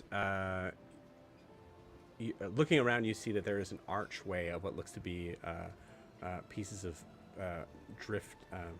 driftwood that is kind of designed in a sort of welcoming sort of presence, albeit probably rudimentary for anyone of Honorian high culture. You see Zaris immediately brings you there and just goes, Oh. Did you say there was sand here? I mean, there's sand where we are. Yes, but that's underwater. I'm not wearing any shoes. This is gross. Yeah, but have you never been to the underwater caves where it's basically like a beach, kind of, just no sky? Like, I mean, there's sand there that isn't technically underwater. and I bring footwear for that's fine. And you see him just snap his fingers and footwear appears underneath it. Oh, I thought he left. I was like, what the hell? Can I retcon and he's something? out. Can I retcon something really quickly? Yeah. When we pop in, I just because I want to continue what Noros was saying. Mm-hmm. So we pop in. I thought you had better sense of humor than she did, Noros. I thought you would understand. I said that for you. Oh, where are we? My sense of humor is fine. I didn't say that. Why are you looking at me? This is Celeste. No, this is Celeste. Points to my halberd. Technically, that's not. This is Celeste. This is the same name? They named a town after my halberd? I don't think so. I don't think so. I just got this. This looks like it's been around way longer than a few weeks. Yeah. Well, the inn's this way, so let's go fetch Seren. Cool. As you start to make your way into the center of town, you see around you there are no houses or buildings as much as they are huts. None of them being above one floor, except for one that looks to be a little bit taller in the distance as you're walking towards it. You do see up on sort of the high sort of higher up on the beach area, you see there is a hut that looks to have a depiction of a shell that has been like cut out from pieces of driftwood that has been put together. And you see there's a sign that is kind of blowing in the wind, but is a little bit too far from the rest of the town to see. As you come closer, I would like Seren roll me a perception check.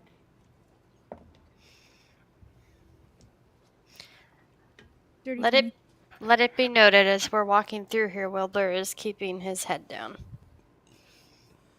Okay, good to know. Awesome. Wilbur, actually, yeah. Wilbur, give me a stealth check. We're not baby Bjorning it. Well, no one picked me up and baby Bjorned me. 18. 18. Okay, cool. Roll perception check on that. Okay, cool.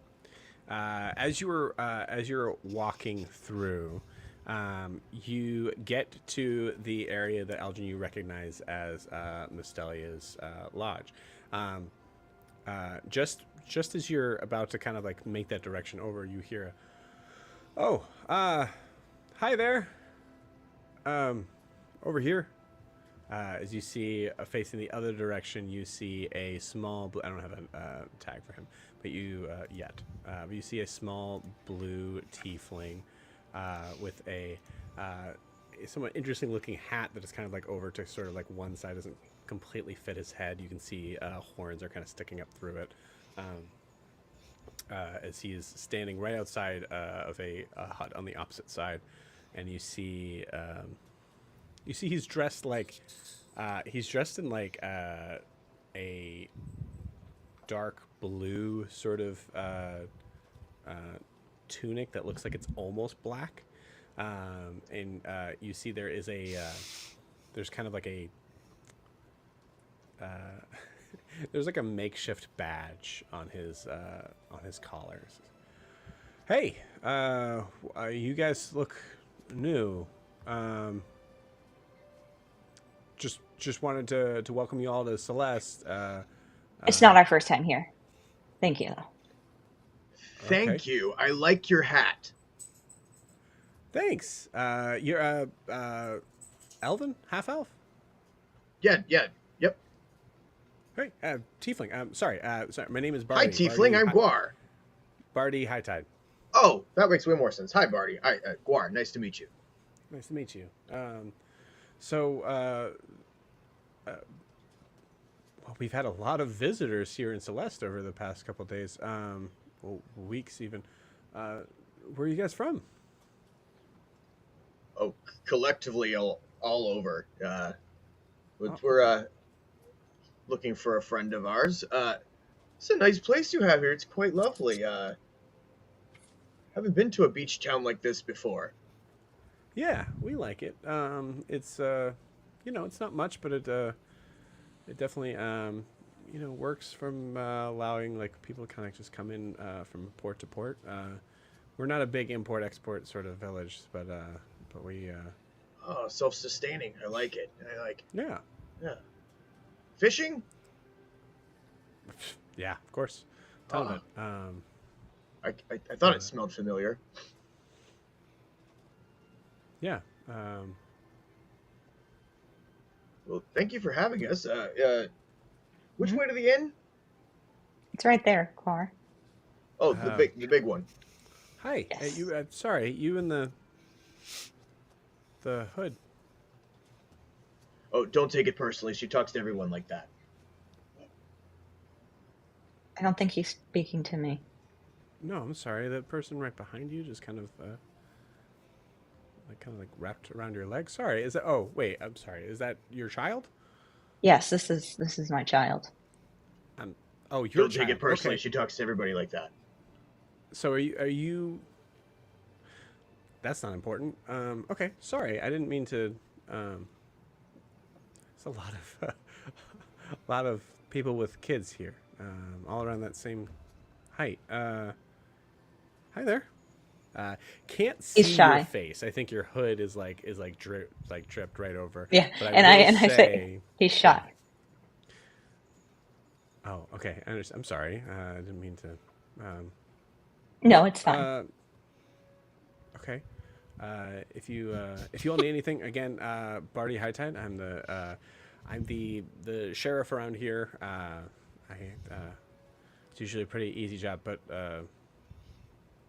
yeah, if you guys need anything, I'm right across the way. Well, Sheriff, We should be in and out. it's nice again to meet you. We will do our best to keep this an easy job for you. Great. All right. Yeah. Great. Appreciate it. What was your name again? Guar. Guar. Okay. Great. And you, Miss Eldrin. Elgin. Lovely name. Thank you. Does your? I know he's. I know they're shy, but it's does your child have a name? He hasn't earned one yet. In our custom. I need a deception check. I mean, it's not completely a lie. Maybe he's a 2-year-old. He hasn't earned it yet. Can she lie better? That's a 3. So Eldrin literally just says he hasn't earned one yet. Oh, okay. You're Tritons, are you not? Yes. You see Noros kind of take a step forward. Yes, and we're on very important business from the King of Honoria. Oh yes, I should have led with that. That's my father. He's really nice. Oh, okay. So I'm sorry. I was about to address you. Did you said Eldrin? Did you say Eldrin? You did say Eldrin. Yeah, I just said I was going to Eldrin. address you as Eldrin, but it sounds like I should be addressing you as Princess. Sorry. Princess, welcome need. to. Yes. If we knew you were coming, actually, we'd probably. Oh no, try to like I said, we were make a little here more of a day ago, I believe, right, dear? yes, and we were welcomed very well. Yeah. Yeah, we were welcomed very well. You see him go, oh, well, I don't know what happened with you last time here. It's kind of like a slow day here, just to let you know. Like, there's usually a little bit more that kind of happens around here in case you ever wanted to visit, or not that. It's normally peaceful, but you can see he's now trying to kind of soup up the town a little bit. But I would say anyone who wants to roll an insight check totally can. Wilbur, you can roll as well. That's a Okay, 21 now. for me. Ooh. I 14 for me. I rolled a nat 20 for a total of 23. 23. You are. I have no clue how Wilbur is able to figure this out. So you tell me how that works. But Wilbur, you can tell Barty is full on good copying you. He's trying to get as much information as he possibly can of who is here in town by being really nice. You're able to kind of clock that. Guar, you get the idea that this person is nice, but seems to have some sort of hidden agenda for sure. With my 14, can I just think he's annoyingly nice and I want to get away from him? You full on think he's just annoyingly nice. Yes, absolutely. Yeah. Yeah. I feel Eldrin like... says... Oh, you go Oh, ahead. go on. I was just going to say, Eldrin's like, well, that... We should be going. Sure, absolutely. So. Yeah. Yeah. You can tell... Come on, Musteli, little just to, little if you no wanted name. to have a drink, on me, just say it's... put it on Barty's tab. She'll know who you're talking about. Yep. Well, that's very kind of you, Sheriff. Yeah, come along, Eldrin, Noros Wildebeest, little I told Wildebeest. address Let's him go. with a name until he's earned it. That's just what I call Noros. him. It's just Okay, not cool. a big deal. So he's Noros. Got it. Okay, great. Thanks. Just wanted to make sure I know. Is Zaris just behind us? Yeah. Zaris is behind. Zaris. I forgot. Zaris is behind all of you. He's short. And he's trying his damnedest to be not approachable. I mean, he can just be behind Guar and no one I was can gonna see say him. he's behind me. Yeah. He's behind you, but clearly seen. He's just trying trying his best to avoid eye contact from Barty, but staring at him when he's not when Barty's Okay. looking away. Yeah. I was gonna say as a soldier, with my 21, I would say I would know on some level he was being a little bit. He had an agenda, but also that's why I'm being coy with my last name and all that stuff. And so, You're and always especially pretty careful with your last name, right? And especially whenever he said go on his tab, that I thought that too. He's just trying that we owe him something. I don't like that. So Yeah. it's fair to you to assume that. I think. Right. That's what I'm saying. Yeah. Mm-hmm. Yeah. I'll say Wilbur, you heard that also. So with your nat 22, Wilbur, for sure he wants to keep you here as long as possible so he can get as much information as he can. So as Eldrin kind of walks away from him to go to the inn. Oh, okay. All right. Yep. Well. Oh yeah, I'm thirsty. Even though we were just water. What? Is that what you're going to say? You're going to make another joke about us being underwater? Yes. Okay, No, just wanted to... Thank you, Sheriff. It's nice to meet you. Goodbye. And As we're you guys, walking out of earshot, Eldrin says, "I panicked. I couldn't think of a name that was a Norian for I know Wilbur. you said you literally. Oh, I okay. mean, we would have named the child much sooner than when he started walking. That was horrid. I cannot Wilbros, believe I said duh. that." Wilbur, I'm sorry. We should have been more up on the uptake on Hello, that. Yeah. Wilbros. Listen, Wilbros, I just right? I just don't have a good panicked. feeling. I don't have a good feeling about that guy. No, he's just a No, no, no. typical bureaucrat. No. Just No. He's. He's I weird. don't have a good Hey, it's just feeling. annoying. No, No, Yeah. he's Wilbur's trying right. to figure us out. We need to steer Yeah. clear and all right. like Well, just We mind are our not. business. We're okay. not here to mingle. Now he's gonna think that the royal family just doesn't name their children Who gives a an shit? appropriate. Exactly. Stop, Eldrin. Good lord, we're not in your kingdom anymore. Stop it. Anyway, right, we shouldn't use this tab either. I feel like we'd owe him something, and I don't Yeah, like no, that we feeling. I mean, can't. I don't think we're staying long We enough have to a get a big drink. fat sack of money. We can use that. That is mine. It is the crown's. I need this. I haven't been able to get things for Well, us. the crown is an to- inanimate object, so it won't care if we use some money on ale. Why, there are certain things that I No, can't no. do. The crown. He starts to go into like a Without historical money. thing of like this is what the crown means. Yeah. Literally, I can't. If you died in front of me right now because I haven't had funds, I can't bring you back. So this money is going to go towards that. Although some would say, when it's your time, it's your time. So there's. What? Why are you all Sure. looking at me? Okay, we need to go find Seren. Yes. Okay. So That way. let's just go. Okay. You walk in, and as soon as you kind of walk through the beads of the of Mistelia's bar, you immediately hear from the other side of the room, No. We've come. I told you that I would pay for the damages. I'm here to do that. I don't.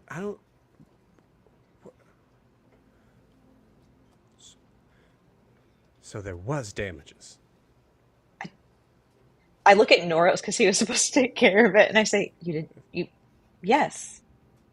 Noros, you spoke with her. Yeah, I said, well, we would take care of it on the way back. Yeah, We'd take and care we're of it when we back. come back. So Yeah. how much? I don't know what she's talking about. Why are you looking at me all of a Yeah. sudden like it's my like it's like immediately? Because you I'm talked to her. okay. Okay. So you were saying that there was damage that was happening. So I'm not crazy. I'm not those. How can I help you? Well, I wanted to know how much the damages were so that I could pay for them. And I would love to give you money for a beverage. Guar, give me a persuasion check. That is a dirty 20. Cool. With a dirty 20, you see her. So dirty 20, you see her kind of like pouring you a drink, and just like gears are forming, and I think Guar, you also get from this is like you don't have all the information. You kind of get the idea that no one in your party has all the information. There's something that's missing here. Yeah. So Eldrin starts listing the damages that happened to the room and the wall outside of the room where Norris was like, pinned up. And then she's like, and then I think part of the wall was broken because of one of the spells I used. And I mean, we explained it to you that I'm here. Do you not want me to pay? I don't have to.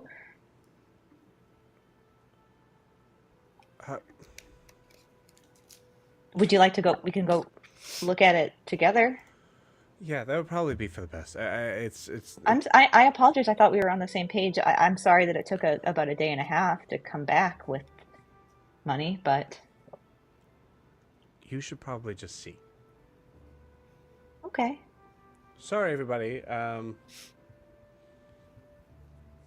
You get the feeling from like the patrons that are here, which is like there's only like a couple of people that seem to be like kind of like nursing a drink at this point. Are wide-eyed. Mistelia is. You get the feeling from this that Mistelia is the coolest like bar owner there is, but you've managed to just like somehow get under his skin. And Eldrin's like, situation. yeah. And Eldrin's like, I thought we were very clear with you. I apologize if there was a misunderstanding, and if there was, it wasn't No, us. It was those people. Right. Yeah. Yes. I'm sorry. Some of that clearly was misplaced. I apologize. You just better come and see. Are you? I mean, I There's someone understand. that is. They almost killed my husband, so I completely understand the. Okay. What?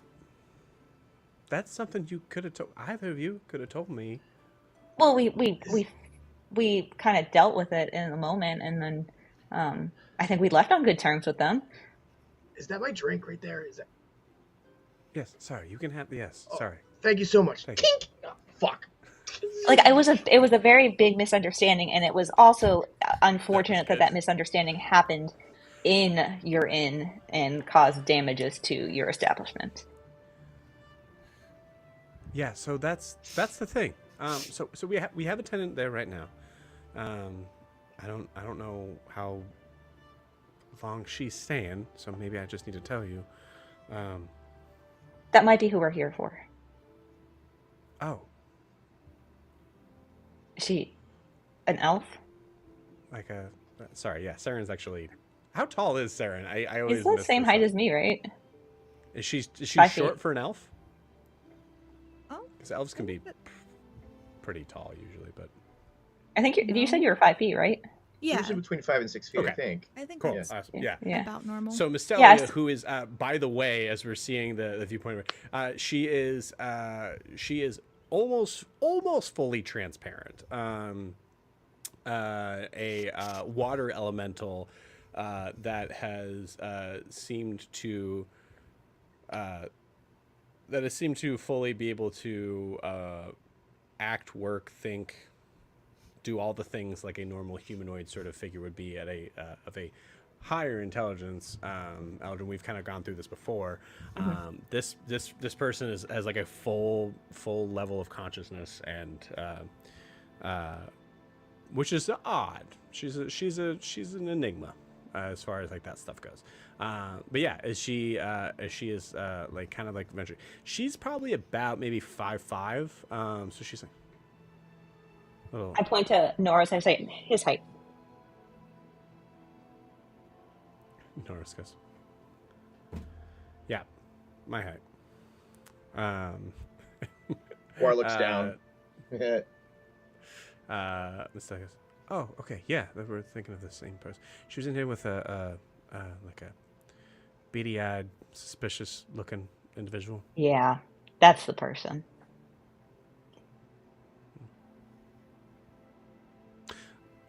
Yeah, War she side is eyes absolutely the Zaris tenant. in that moment. Okay, where have we landed on the money that I owe you? I have to show you if I can, because it has hurt my brain. Okay, sure. I think magic was involved, which is fine. I'm a magical creature. I get it, but I just wish everybody was was just above board with me. We were. I mean, I'm were. sure you were. I'm sure you were. It's fine. And you see her just kind of like float up to the stairs. Seren, you're hearing the back end of this conversation. So you can meet them at the stairs. You can wait for them to come to the room. Whatever you want to do. I'd say she'd meet them at the stairs. Okay. With Gerard. You see Mystelia actually a little befuddled in this goes, hi, I hope everything was to your liking. We just need to check the room for a second. And moves through you. You feel water like kind of like move across your face and around you as Mystelia just keeps on going. But you see, for what feels like forever, the Mongoose Crew at the foot of the stairs looking up at you. She stands there for a second, just as Mystelia moves through her, like, and just kind of shakes it off. And then she sees them, and she runs down, and she's just gonna pull whoever she can catch. Gwar in throws her his drink up in the air. hands Seren! into a hug. Awesome. Which I'm assuming is going to be Gwar, who's going to get to her first. Absolutely. Yeah. I think it's a full group hug like moment. Yeah, but I win. Yes. Gwar wins the hugging. Yay. Yeah. And Gerard comes behind her and is just like jumping around like an excited puppy. Aw. Awesome.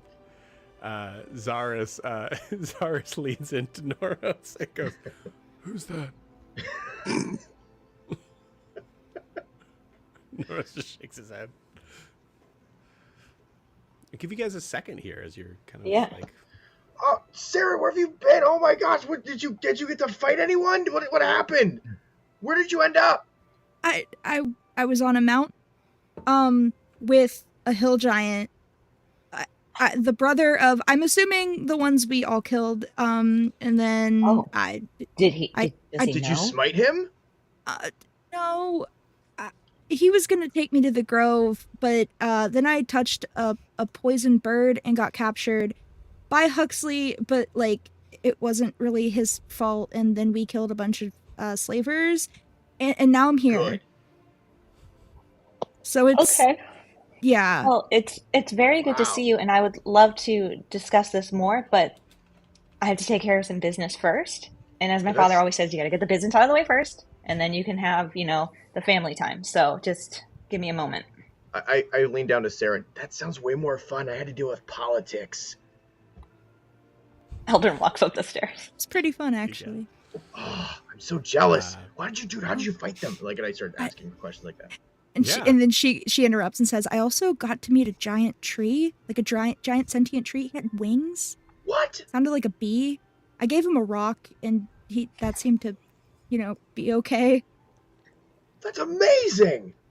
Oh, you went somewhere way better than where I mean, no offense. Yeah, to the woods are crazy. Like north of here is something. Oh my gosh. Like, Anoria is nice and all, but man, wow, that sounds so fun. what is Wilbur doing? Wilbur is still just like hiding face, keeping it low. Okay. Even with Scared- like Seren being there? Scared to death until someone says, "Wilbur, the coast is clear." Okay. Saren's So, yeah, gonna you guys see that, yeah. Saren's gonna lean down and just hug Wilbur, but like notices that he's obviously trying to hide and isn't gonna like say anything to kind of give that away. Wilbur will whisper, "It's me. I'm in disguise. Sort of." What? Where is it? Someone say something? Who are you? Seren? Okay. How do I know that?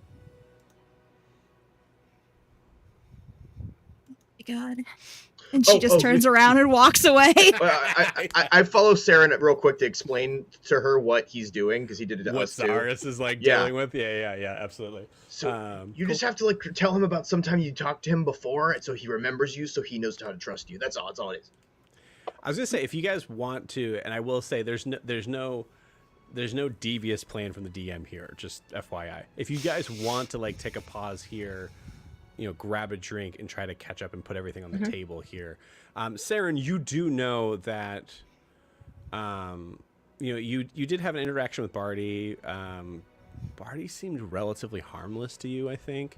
And Mystelia is good people. I think that's the general sort of feel you've gotten in the like going in and about the bar. I think for Seren, there's like even the idea for Wilbur to hide himself may be more than is necessary, but you're also not sure, and there's also like you don't know who else might walk in here, so there's that factor. But if you guys truly wanted to kind of take a beat and like catch up, I'll just say above board, the DM has no army waiting outside the bar for you guys or anything like that. Yeah, I mean, if they, Eldrin will has already followed up to the room, but I'm totally cool with that if we want to have a drink. Yeah, I was gonna say after Eldrin like checks out the room. Yeah. I figured, So let's handle that real quick. So you see Mystelia kind of like stands in the doorway and just kind of like points, and you walk into the room. The room is pristine, untouched. Besides like maybe like any sort of impression of like Seren sitting and meditating on a bed all night. There's no sign of anything that has gone on in the past couple days that went on in the past couple days here. Eldrin looks around the room and says, "Is this nicer than when you rented it out initially?"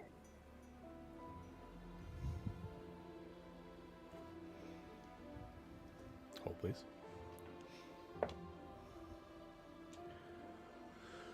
Honestly, yeah, it kind of looks like it. So, there's no issues then? Unless she like pulls out one of the drawers just to be like, nope, yeah.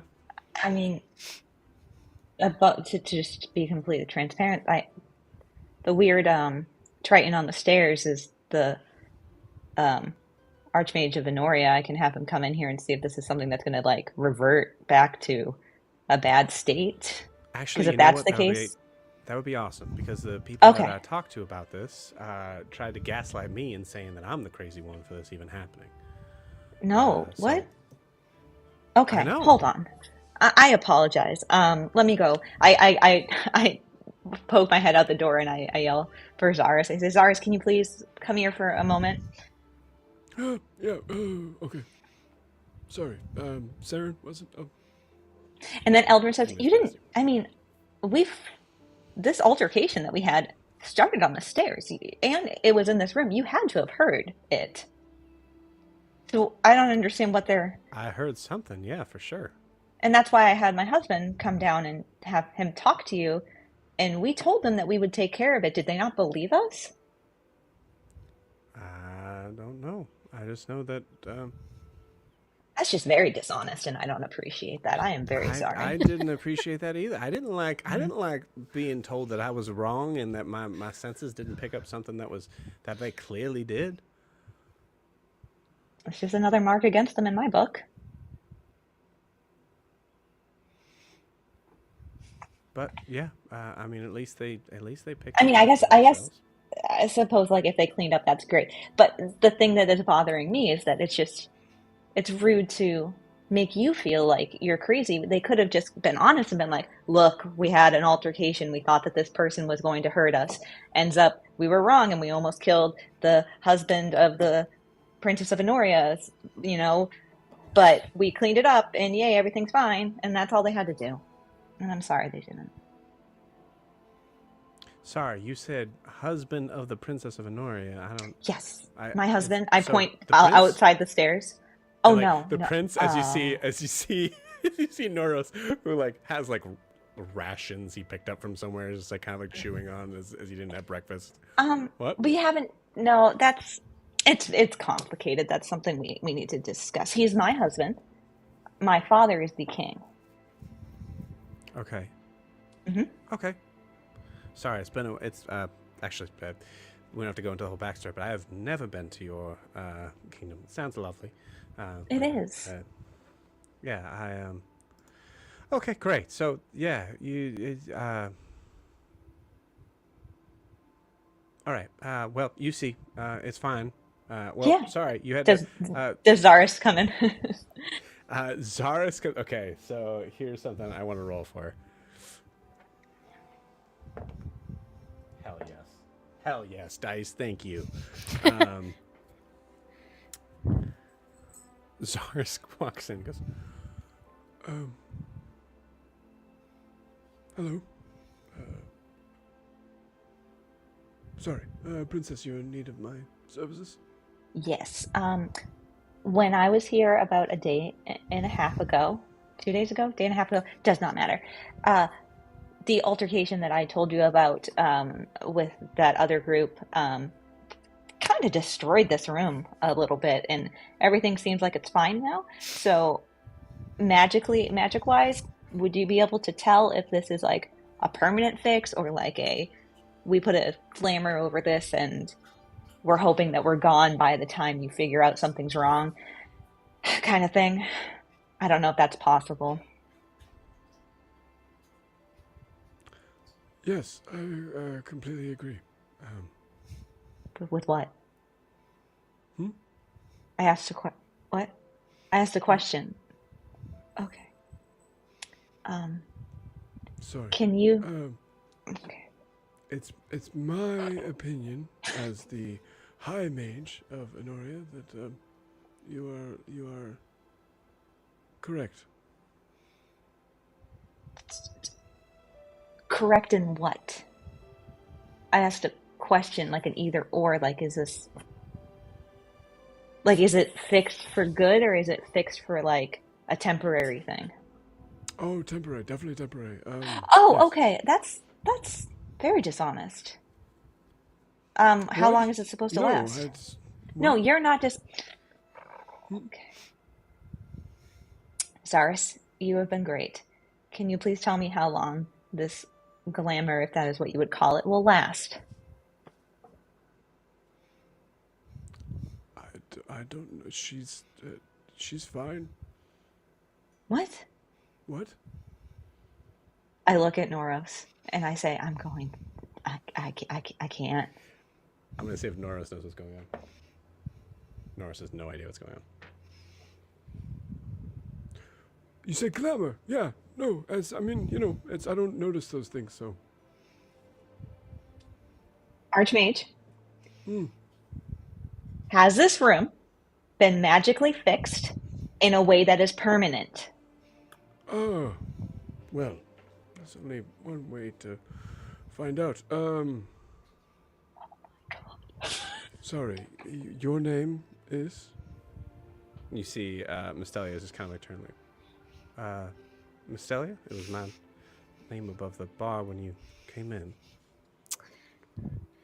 Ah, okay. Mystelia. Ew.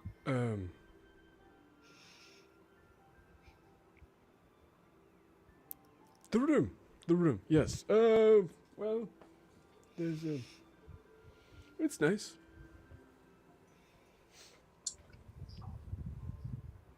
I'm going to explain this to you one more time.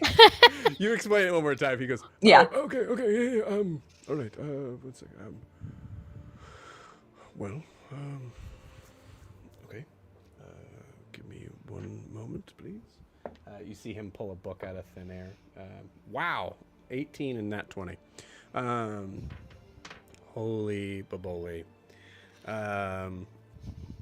You see him. You see him like consulting his book, and actually like he does this thing with his fingers where he's like he feels like it's like he's like trying to turn like pages that aren't there. And I'll need if you want to see what's going on, or I can just tell you what's happening, or I can tell you like kind of like so everybody who's in this room, go ahead and roll an Arcana check. Like shit. 14. Also 9. 14. Eldrin's so done with 15. this. 15. Guart, in your budding wizardry. God.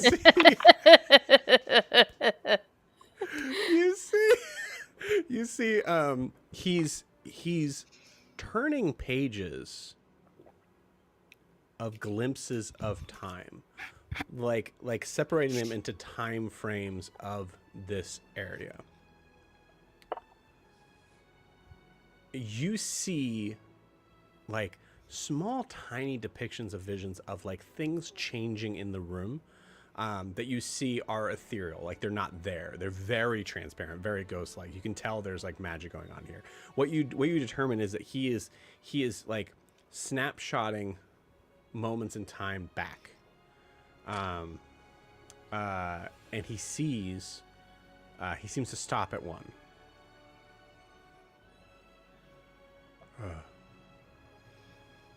Hello, little friend. I'm going to say with a 15, I'm going to allow you to roll an Arcana one more time to see if you see more. Okay. Can I guide him? Yeah, absolutely. What is it, a +3? I put my hand on your shoulder and I say, D4.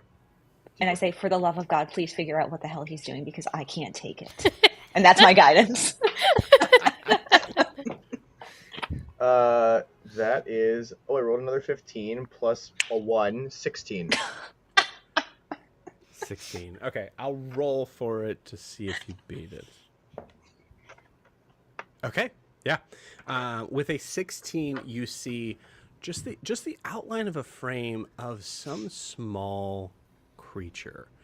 It looks at first like almost feline in nature, except that you notice that the ears themselves seem to be a little bit pointed and a little bit further up top to the head. Or sorry, excuse me, actually kind of like folded over, actually. It does look like, from your perspective, it looks like a cat that has like a nose that is a little bit kind of stretched out. But you're not entirely sure what you're seeing. And you're seeing from that, you're seeing the figure has like almost like a ferret type of elongated body and a cluster of tails that seem to be moving in different directions. Very kind of underwater. The snapshot sort of thing that he's holding on to, you can see there are like faint images of other people in this room, and you can see that there is you can see the doorway itself seems to be like broken in pieces. You can see that there's a massive like hole in the wall to the side. These are all extremely faint, but you can see that that's going on. What's interesting is the creature that he's addressing is addressing him back. Everything else seems to be frozen in time here, except for this creature. Hello, little friend. Whoa. It's been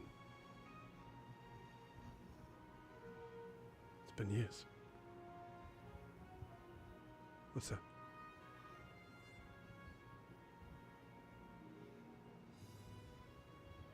I understand. It's good to see you. Oh, well. I've got to stop myself from aging. Anyways, I'm sorry, I have to go. And you see him flick back, and then everything comes back.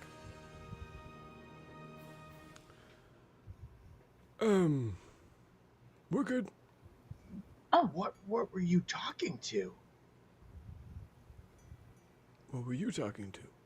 No one. I was watching you talk to the thing with the tails. well, Miss Delia, it seems that everything is fine.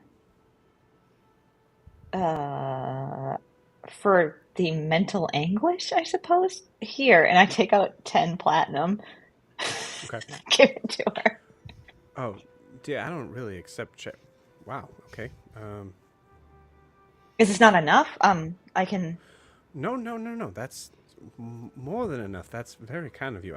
There's been some additions I've been wanting to make in the kitchen, so thank you. Please feel free to please stay for a little bit. Just to drinks around the house, of course. Oh, wow. Thank you so much. Oh, by the way, what You might regret that with the way this one like, drinks. she hears the response and immediately goes like, okay, 10 platinum. Okay. Yeah. Drinks in the house. Is this seaweed mead? It tastes salty. No, that's just normal mead. It tastes like it's got the bit of like it just feels like the ocean. It feels like I'm by the ocean while I drink it. It's very nice. Noros looks at Guar and goes, Guar, you were in the ocean. Yeah, I know, but it's not like but my head was covered. Remember I tried to drink it and my thing was still on? Yeah, everything's gonna kind of taste like the ocean for a little bit as you're... Yeah. But it's better because I smelled fish when we walked out. We were outside, and now I'm in here. This is very pleasant. Oh yeah, we have fish. Would you? It's a little early in the day, but we can probably cook something up for you guys. Oh no, this is fine. I'm just happy to be here. This is great. Do you make this in house? No. Oh. Why don't we go sit down? And Gore, you can. I interrupted you talking with Zaris. I don't know what was going on, but I'm used to it. It's fine. No, we were good. I'm done. Well, but the Zaris, are you tails? okay with staying for a drink? I mean, you are our transportation.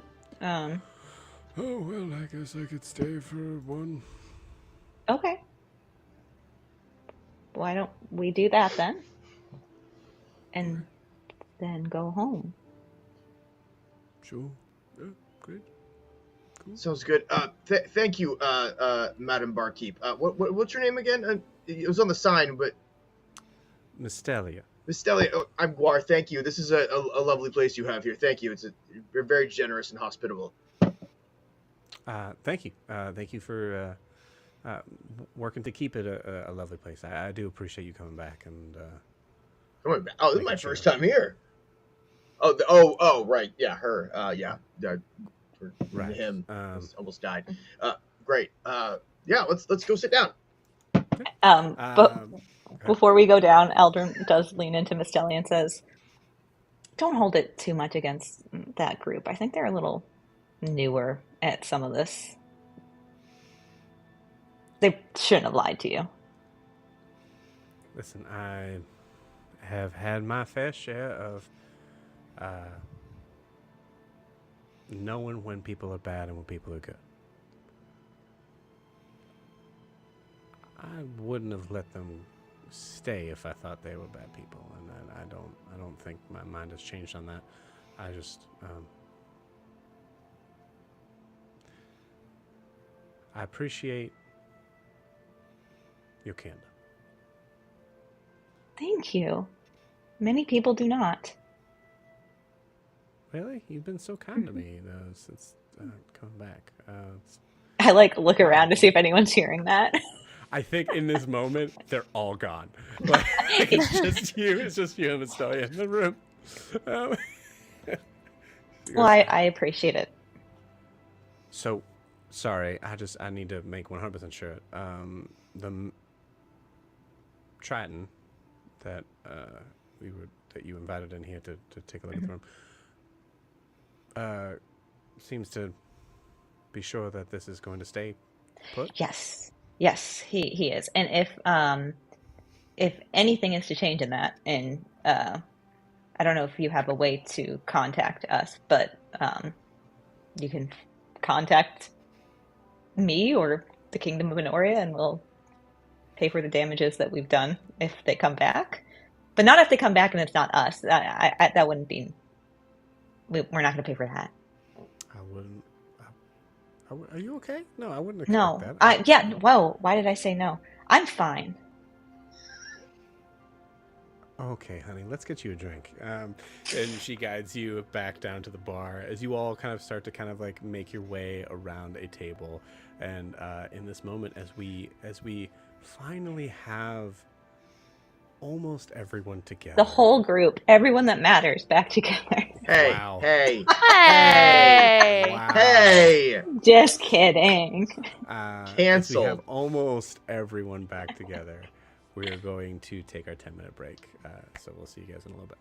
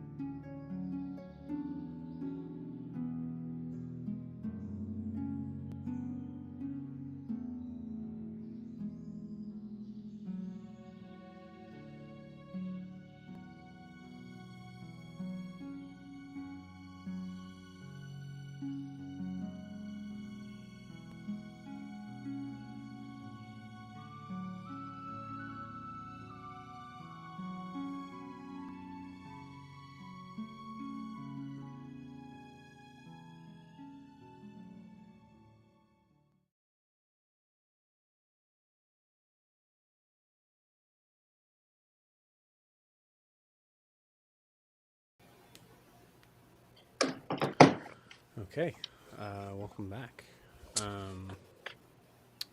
We're gonna dive straight back in a minute, but assuming there's a couple people that might be watching this live, so if you are,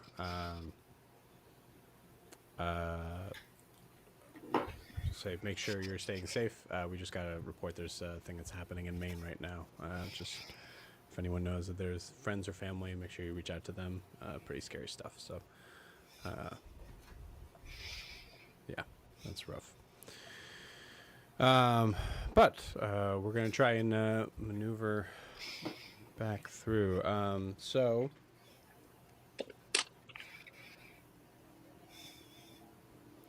Okay. So coming back into our, actually that's the wrong music. Coming back into our session now, as we see everybody at Mistelia's bar kind of just grouped around the table. At this point, Eldrin, as you were seeing everybody together, there is a part of you that is recognizing even more so what you're missing now that everyone is here together.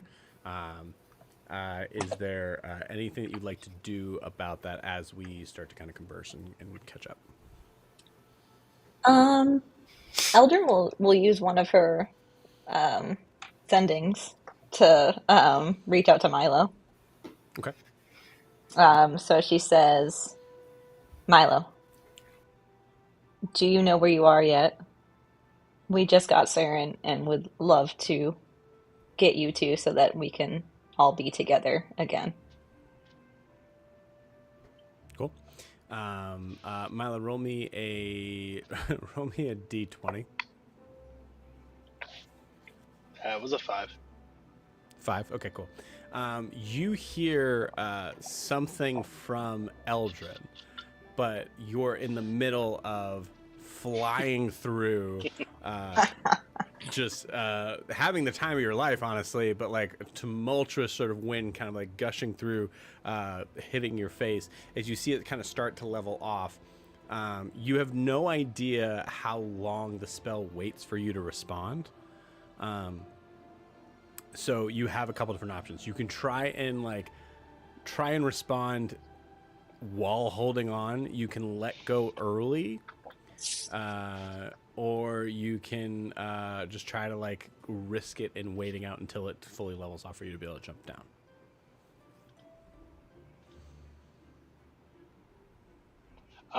Milo is going to Milo's going to answer on the zip line.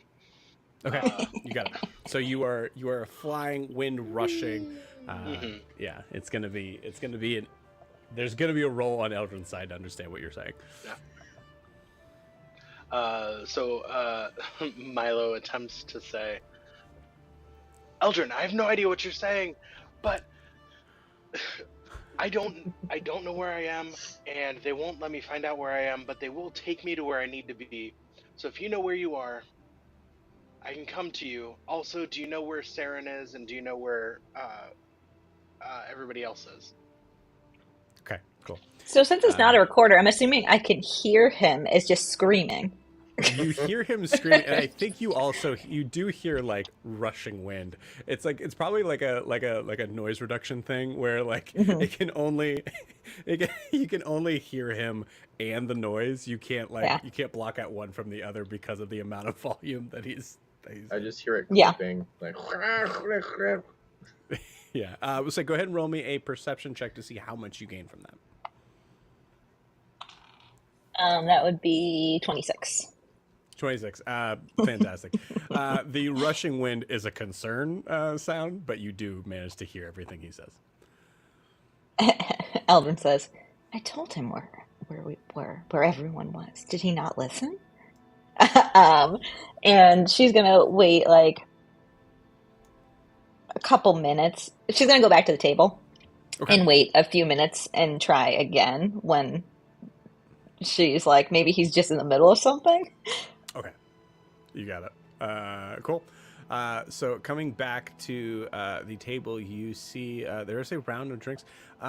There's as an outsider kind of coming into this, there's a weird, like, give me Give me an insight check. DC 5. 18. 18. It feels like it's been over a year since you felt this level of comfort. Walking back to your friends at this bar, you hear subtle noises of other tables. Not many. This is a much smaller bar. But it reminds you of one of the better days at Bitches Brew. Okay. I think you just take that moment and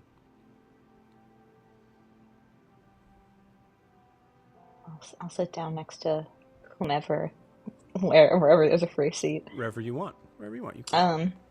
Yeah, I'll sit. Let's just say I sit down next to Norris, and maybe Wilbur on the other side. You got it. You see Noros is enjoying his drink. You see him actually. He does. Oh man, is Noros like a lip smacker? You know what I mean? Like the guy just goes. No. Okay, No. Good. I wanted to like my character that I made for Yeah. you in this. Yeah, you see him. He does seem to like have a moment where he sips it and just like looks at it like it's been a minute. He loves it. It's a. I think it might be a weird sort of like point for Eldrin in a like double-edged sword sort of thing that he's like he really likes land stuff. Mm-hmm.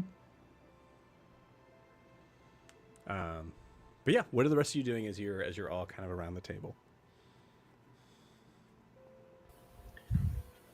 I think Guar's regaling Seren, and to an extent Wilbur's already up to it, but regaling Seren on what we've learned, specifically about the Shadowfell and where Broomhilda is, and how we found Wilbur. And I would imagine Wilbur's jumping and going, "No, that's not how it happened. It went like this," just stuff like that.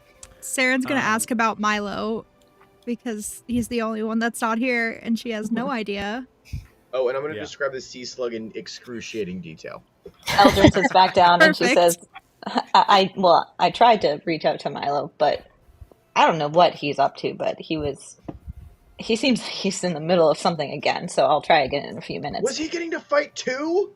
No, it sounded like he couldn't hear what I said, and then basically asked all the questions that I answered in what I originally said to him, which is very inconvenient. But apparently he doesn't know where he is. They're not going to tell him where he is, but they will bring him to wherever he needs to be. So, Do you mind if I try? here, Guar, be my guest. Oh, thank you. Tell him if he can be brought somewhere, if he can be brought right now today to come to Celeste. If he can't, either the Grove or Honoria, choose one. So reach out to Milo. Mm-hmm. Tell him to come to Celeste if he can do that now. If he cannot, just ask if he can come to Honoria. And if he can't do that, then we can figure out a way to the Grove. So reach out to Milo. Mm-hmm. Grove. No, Celeste. Yes. Okay. Yeah. Zaris looks over at Norris and goes, He's just not getting it. No, I got it. And Guar, I know I can say it in my head, but I'm not going to. No, this one's out loud. wait, hold on. This is an important question, and I'm going to ask this as a DM. Do you get up from the table? It's a good question. Or are you going to be... You have been rubbing it in Eldrin's face whenever you do it better than me. Are you going to be... Are you going to pet peeve the DM as you're answering a cell phone at the table? Oh, I'm going to answer the cell phone at the table. Yeah, 100%. We gave him permission to. There's nothing wrong with that. Love it. real Sorry. Joe is wincing, but I'm here for it. Well, real Wait, I'm Mike gonna would answer never do this my either. phone right now at Yeah. the table. Yeah, Hello? do it. Well, but here's the rocks thing. fall. Everybody It's- dies. This it's was a fun different. campaign, gang. It's different because you tried it like before you say like we were. The conversation is we're trying to reach Milo. So Yeah. Right. So it's not like we're all involved in this. Okay, so Oh, I see. So what you're Also, saying Milo- is now the conversation is what is happening. yes. Yeah. That's fair. I agree Yeah. with that. Also, but then Milo's fully just on a Bluetooth headset while ziplining. Sorry, hold on one Right. second. Yeah, buddy. Yeah, no, I got yeah. Double cheese. Thank you. Yeah. Sorry, go ahead. Talking And on his jawbone. again, I get close to it like it's a microphone, even though that's not how it works at all, right? Yeah. Milo! It's Guar from Mongoose Crew! Are you fighting? Can you get to the Grove or Celeste, that little beach town, very soon? We miss you. Best, Guar. You waste so many words. I have like 25, don't I? Yeah, but he knows he knows your voice. I like a formal greeting. Okay. I'll keep that in mind if I ever have to send you a message. I especially Send you a loved message.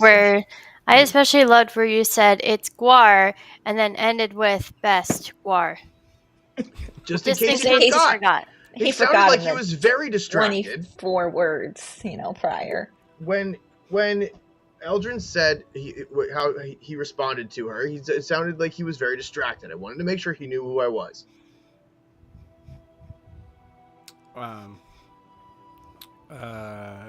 Wilbur, do you get a drink? No. Okay. I am a child. Eldrin does not touch hers either. Okay. You got it. She is a responsible mother. Yeah. One of us has to be able to take him to the hospital if something Guar happens. takes Eldrin's drink. Sure, I wasn't going to have that.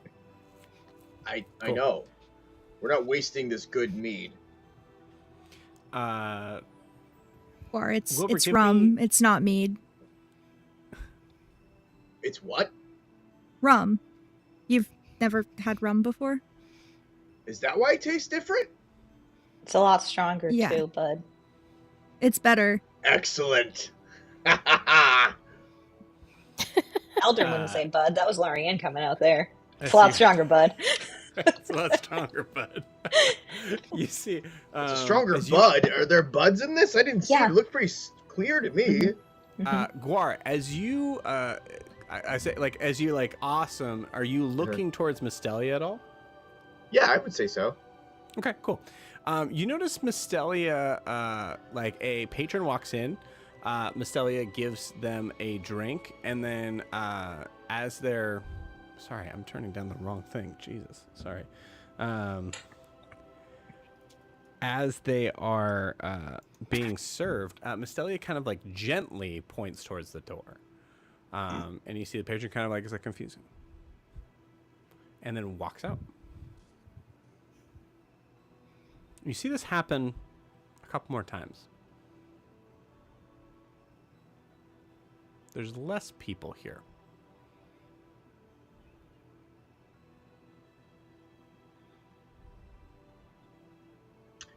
I will relay that quietly for Guar to the group.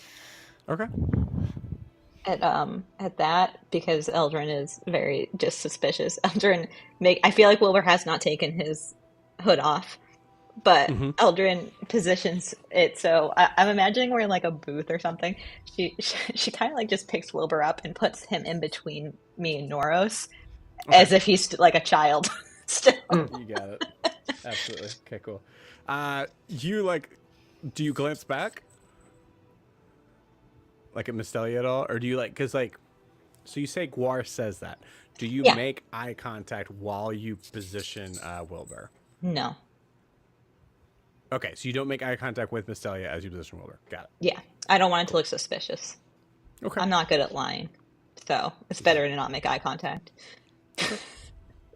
I will say, Guar says, and I'm not trying to force this, but I just want to make this open. Guar says this to the whole table. Does anyone look over at Mystelia? I think Seren would. Also, Seren I do does? say before I pick up Wilbur, I do whisper, "I'll pick you up real quick," so he knows it's happening. I consent. Wilbur, how are you? Are you doing anything that's trying to make you seem and act like a child? I'll fidget around a little bit, like a child fighting their mother. Okay, you got it. And Eldrin goes into the worst character again. Goes, "This is why you don't have a name yet."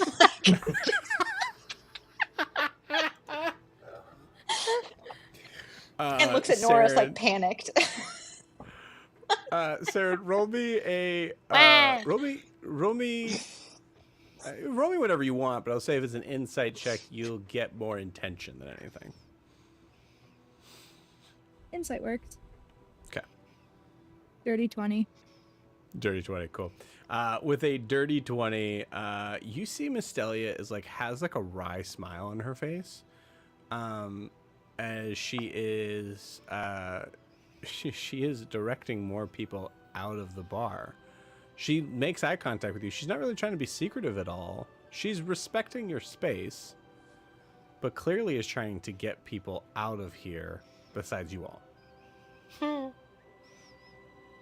Saren's gonna look over at Guar. Well, I mean, Aldrin did give her a lot of money, so maybe we... Yeah, 10 platinum?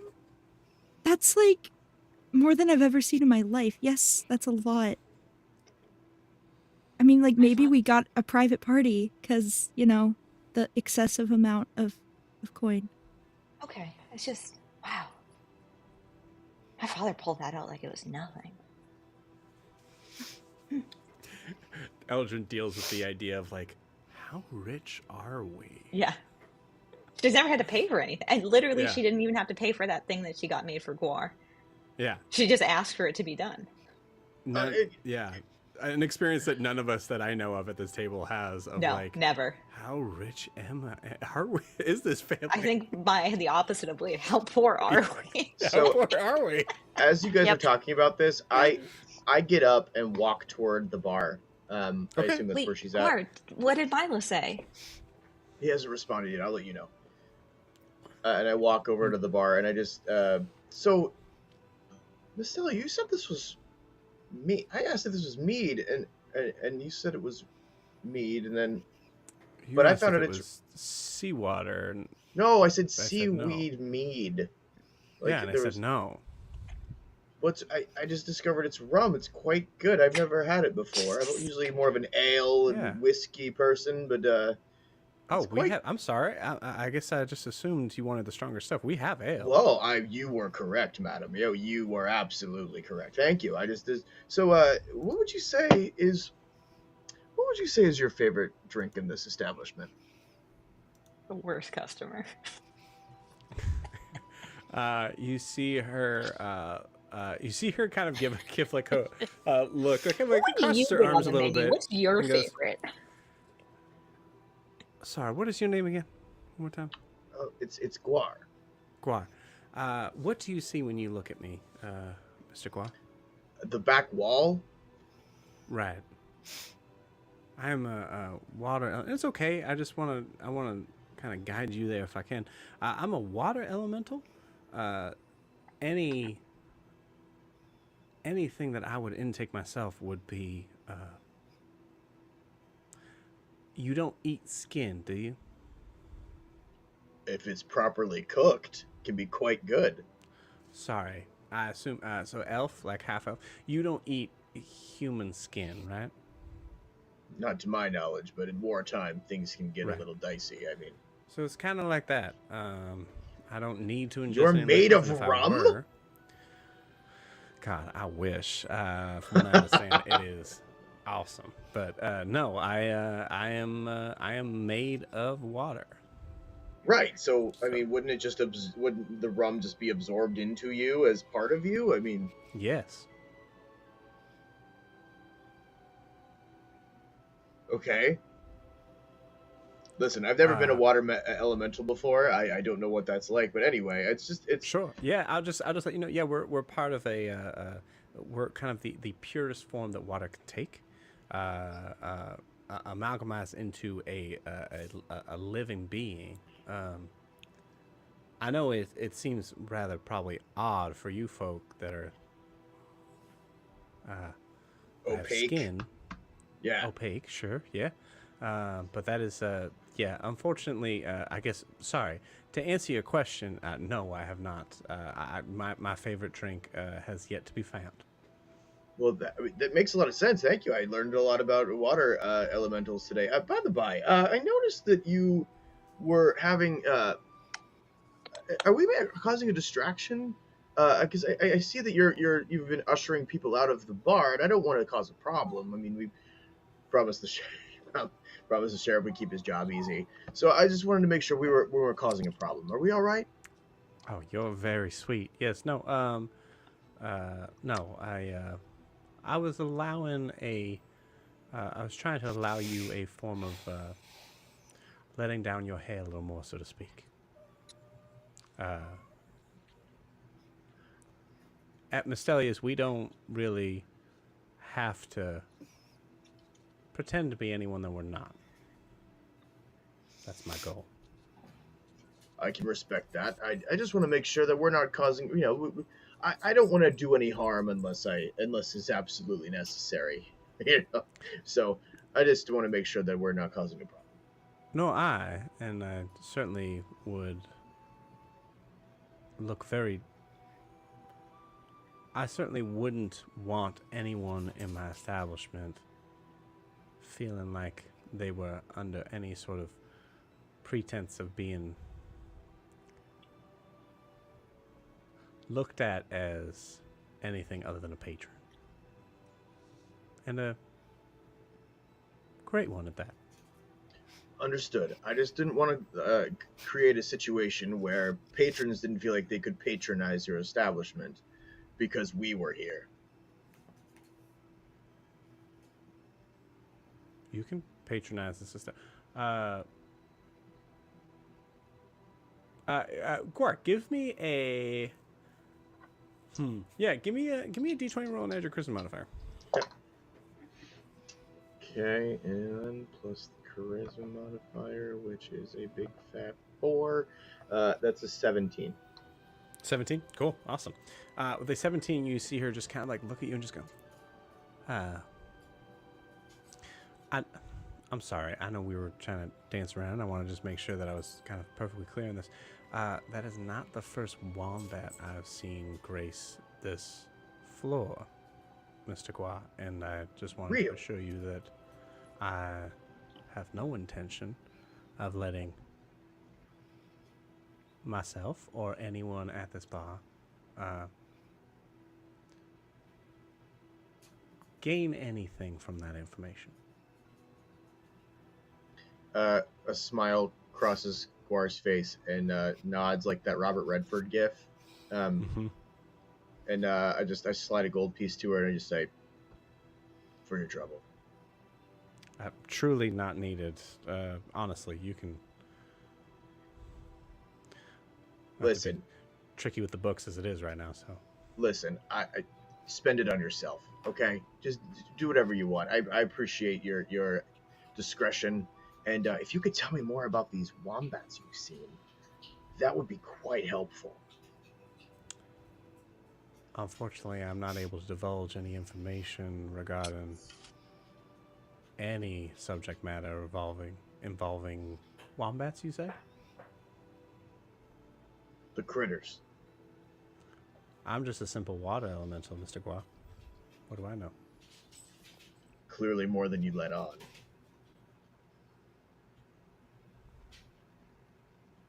Why does the other long-haired Triton keep looking at me? Oh, don't take it personally. She treats everyone like that. Not me. Nope. No. Not her. She's been a doll. The other one with the robes. Oh, Zaris. Okay, my bad. Okay. I didn't realize he had long hair. I forgot the image. No, sorry. Oh, don't take it personally. He treats everyone like that. Oh, all right. Okay. Yeah. No, I understood. He's constantly observing. Apologies. He's quite eccentric, but he means no harm. Yeah, he's just trying to get a lay of the land and understand everything that's going on. You know what? I didn't mean to judge. Oh, it's He also okay. doesn't look like Oh, he's drinking anything. He's very weird. It's all right. I mean, if we're just gonna be straight with each other, he's very weird. Yeah. Yeah, he seems a little Oh, he's a lot off the boat, as we say. I notice he's not drinking anything. Is there something that you think he might, or any of them that are not drinking? You know what? Pour me another one of those exquisite rums. I think I could persuade him to partake. Okay, you got it. You see her pour 2 more, and because I fully assume Guar's finished one of them already, and then like Yeah, and I'm Eldrin's as 2 well. in actually, because I finished Eldrin's. you got it. Cool. Yeah, it gives you a third, and then gives another one. Much obliged, and thank you again.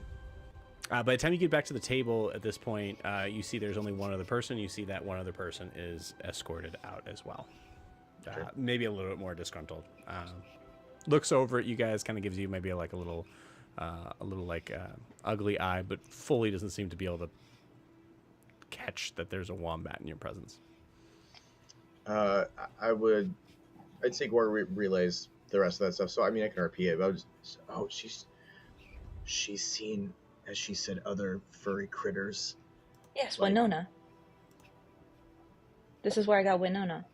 Right, but she said other ones, like plural. Oh, I mean, I don't know. Well, I don't know. Do you think that there could be others? I guess. There were some that were missing, remember? I don't, because I wasn't there. How many were missing? It was just you, me, and the wombat. Didn't we go to the... I didn't go to the Algin grove. didn't go to there. Oh, you didn't go to the grove. Oh, it was just me and... Okay. Totally forgot. When we went back to the grove, they said that there were still a few of the wombats missing. Yeah, there's a few that are unaccounted for. Okay. Well, Riley said they're keeping an eye out. Okay. Well, the only wombat I knew of that was here was Winona. Okay. Did Milo respond to you yet? No. Maybe he's fighting. Why do you always think everyone's fighting? It's because that's what I want to be doing. Right now? Knowing Milo, he's probably befriending someone right It's now. what I'm good at. I don't know. I haven't fought in a long... The last fight I had, I took a Wolf Strider down in one turn, and it was really very cool. impressive. I know, and so I don't know. I'm feeling good about that. You know, first, and the other thing too is that it's just a sea slug. That's all. Pretty run of the mill. Listen, okay, it doesn't need to be magical in order for it to feel magical to me. I feel like you were describing it in detail, like there was just okay. It was beautiful. Seren, you mentioned Ariskar, right? Yeah, that's apparently where... Granchelli, Mortimer, yeah. Yeah, I learned that too. They didn't hear the voice there. I was there Really? really briefly. I talked to a student. It was in the middle of the night, and then I climbed back up on the mountain. And... That's interesting. I look at Zaris and I say, Ariskar, that is where you said my God, what is he? That's where Fulmos is, correct? That's where I did? he pointed on the map. Yeah, Okay. Yeah. That sounds right. We'll have to go there at some point. We're going there now? No, we don't need. We need Milo back first, and Oh, Brunhilde. good. Okay, we stay here. Yeah, that's Yeah. Okay. Eldrin just goes back to kind of just looking at the table. It's Zaris and says, Zaris, do you really not remember me? What? Yeah, no. It's Wilbur. Seren. Don't feel bad. I met him 150 years ago and he doesn't remember me. What do you mean 150 years ago? Oh my god, I didn't even tell you that part. That was a perfect joke, by the way, dear. That was great. It was really good. I love that. Little does Yeah. Wilbur know that he's the reason that Zaris is so fucked in the head. Reason why Cyrus is so messed up. It was a good hire. Yeah. After Seren says, "What do you mean 150 years?" And she goes, "Hold on, Zaris. Remember the Grim Reaper stuff? And I signed a deal, and I came back, and I wasn't in my body, and it was all ghosty and stuff." Speaking of, That's have you Seren? killed anyone lately? Not today, but yesterday. Cyrus, you seem way more distracted than normal. What is going on? I'm just waiting for food. We didn't order anything. Oh, but I did get you this, though. This is good. Here, on land, I don't know what the traditions are here. Eldrin, Noros, I don't know what the traditions are here, but on land, we pound our drinks on the table, and we clink them together. It's a sign of just, we are here together. And then if you don't want to drink it, you can just have Gore drink and then you down it. Okay, so clink. Good. Okay, now 1, 2, 3, go. Roll me a persuasion check. Ooh, 25. Okay. Yeah, cool. Zaris goes. Zaris clearly doesn't want to do this at all, and then Zaris kind of looks at you and goes, You know what? For my little protege, sure. Went on land, am I right? Some and people you see call him. it liquid courage. You fully. I will say Zaris is absolutely a lip smacker. For sure. Zaris is good. Sure. What did you think? Tastes like I'm not supposed to drink it. That's why it's so good. Ah, so this is a moral line we're crossing here. Okay, great. Well, it depends on the person. Bottoms up.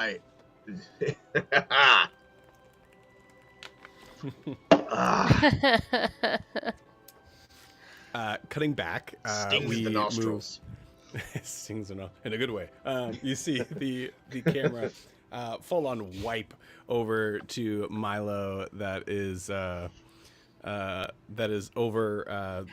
letting go, doing a full actually roll an acrobatics check, Milo. Oh, as soon as Guar starts talking, Milo's going to lose his grip. Okay. Love it. Choosing to fail is we always waited good at in my least book. we waited a good couple minutes. And that explains it. Yeah. And Milo. So an acrobatics check was Yes. 13. 13, cool. Yeah, with a 13, you lose your grip. You tumble down. Say unless you want to cast. Is this Lollapalooza? Unless you want to cast slow fall, you're going to take 1 point of falling damage. Yeah, he's gonna still fall. You got it. Cool. You manage to slow I fall yourself. I imagine into this is a moment where Milo is mildly panicking because he had just said we're half a mile above the floor, above the ground. And as he's falling, he hears Oren say, "Slow fall, slow fall, slow fall." yeah. And you just manage to catch yourself as you do a tumble, but you manage to kind of hold yourself steady on the ground. You hear the rest of Guar's message. Yep.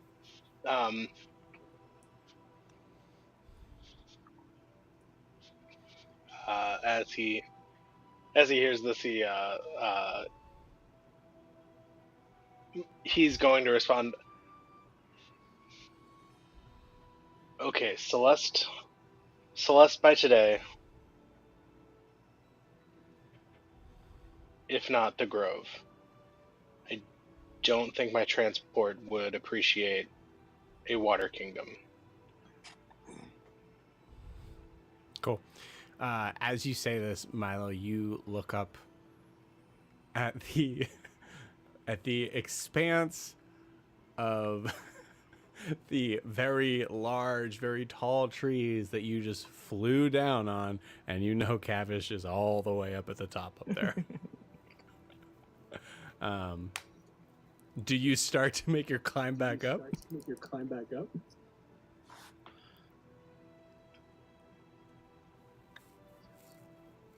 Oh, I think did we lose you?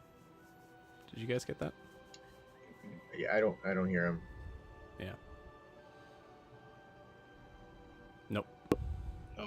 How about now? There we go. Yep, Now we there you do. go. Hey. My headphones died and my computer decided that was unacceptable.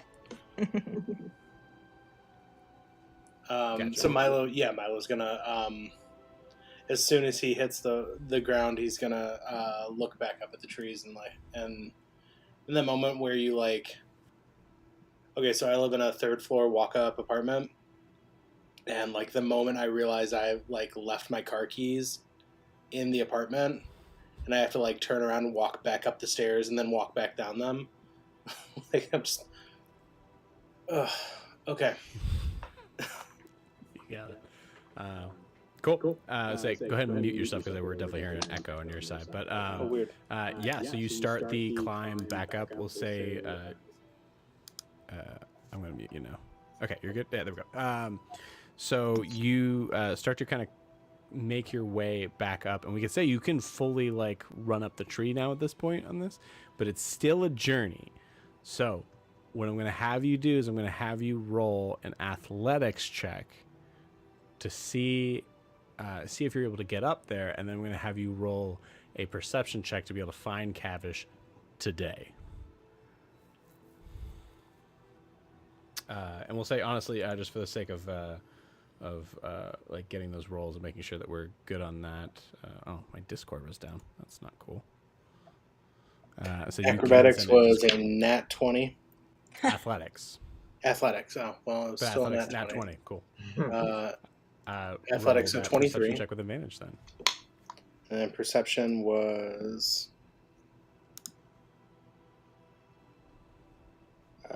21. 21. Cool. Awesome. Fantastic. We'll handle that as the last thing we're seeing, but we're gonna give just a second to kind of come back to the group here on this. So Guar, you hear that message back. Jamie, I'm gonna message you something here in a second.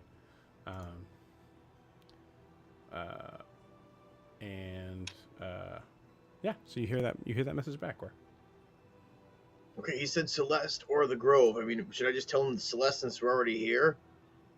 Well, if he he said can Celeste today. I want to make sure this. Yeah. At this point, I appreciate the character sort of but he said Celeste today, if not the Grove.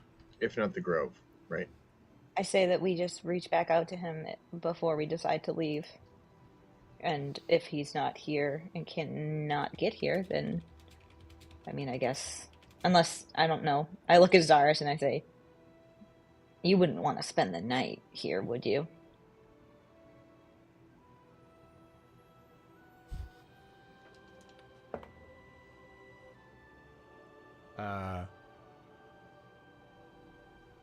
Roll me a persuasion check. Well, we're going home. Let's see. That would be a 4. A 4? Well, my things are back home. Mine are too. Yeah. Yeah. I probably have a meeting in the morning. I mean, honestly, if Milo can get here, we could stay here. Zaris can go home and I can get us back. Wait, no, I can't. Not if Milo's here. And Gerard. We need Zaris.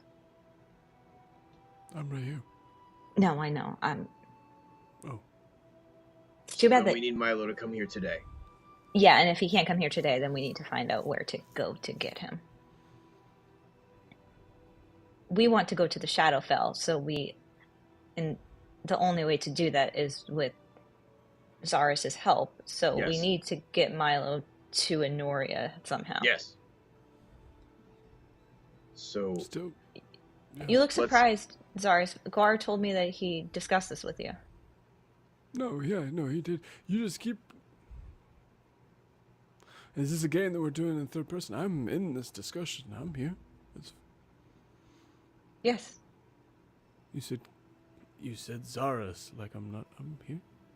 I was if we can saying- get Milo here today, we won't have to spend the night, and then we can go back. Yeah, well, we're not spending the night. He can't. Correct. Wait, we're not. No, we have. We need to go back because I don't know what's. I look at Nora's kind of. I don't know what's going on with things and people and what they want to do. Oh, just say it. Zaris, are you sure you don't want to stay the night?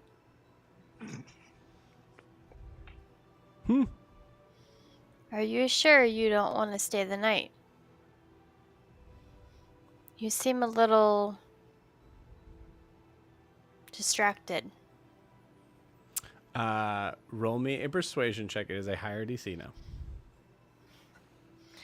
God damn it. Why is my persuasion such shit? A nat 20 for 19.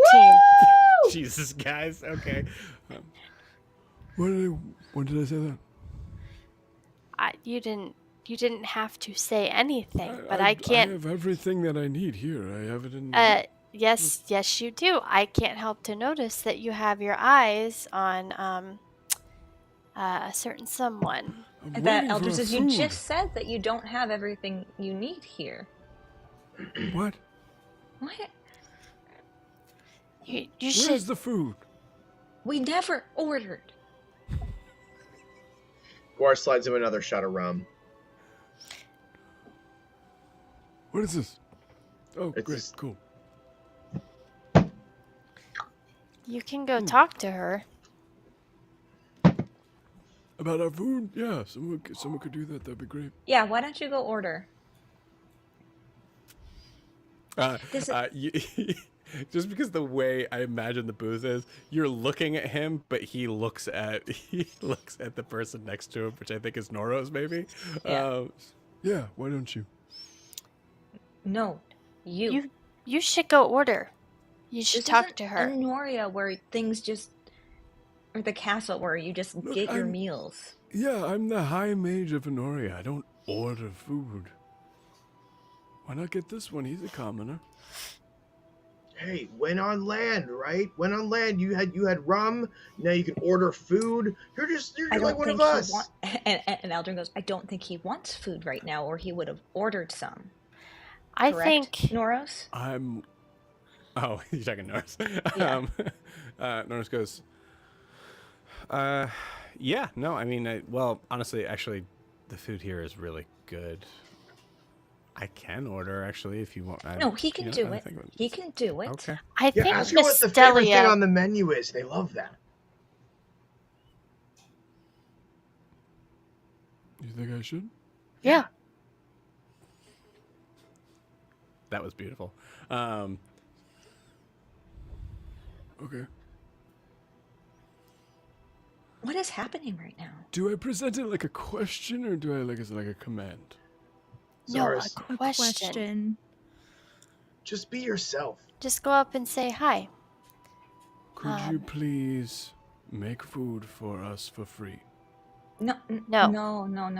No. You say, could you please recommend me your favorite thing from your menu? I haven't gotten a menu.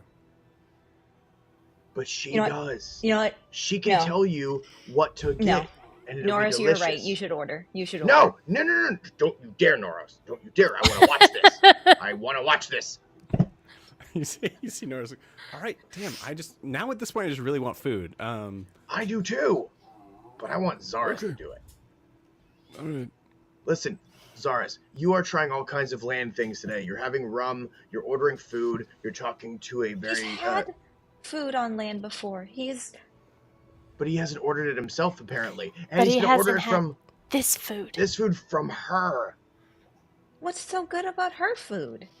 Well, she Her. is quite fetching and Her- attractive. I could see why he would like her. She's very nice. She's very easy to talk to, Zaris. Have you? I guess. Zaris has literally said in the past day alone, multiple times, that he is not interested in sex or the opposite sex or anything of that Hey, sort. I want to watch this. Whoa, what? You Yeah, want to watch no. him have sex? No, I want to watch him talk to her Whoa, and see wait how a it minute. goes. This is just That would be this is awkward not for everybody involved, including would myself. indeed. And no thanks. Also, like, biologically, I don't think that's even possible. So, I mean, if you put your mind to it, anything's possible. But Well, perhaps you could make a new friend today, though. why do I want that? well, your other friend died. But you keep looking at her. Don't Well, you want to get to know there's her? that.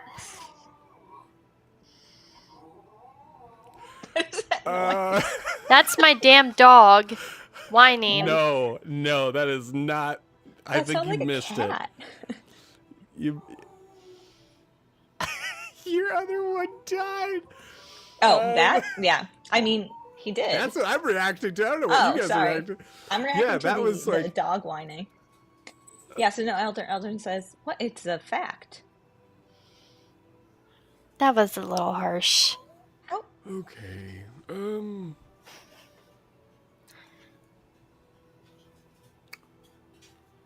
I will order some food for us. I love this. I love making Joe RP with himself. Eldrin looks at Noros and says, like, Excuse me. I'm not RPing with myself. Miranda, you're gonna play Mystelia. Oh no. Oh yes. It was gonna be me until you said that. Until you said that, yes. No, I'd rather it be Mike, please. It's so funny when you guys No, do it. you did it.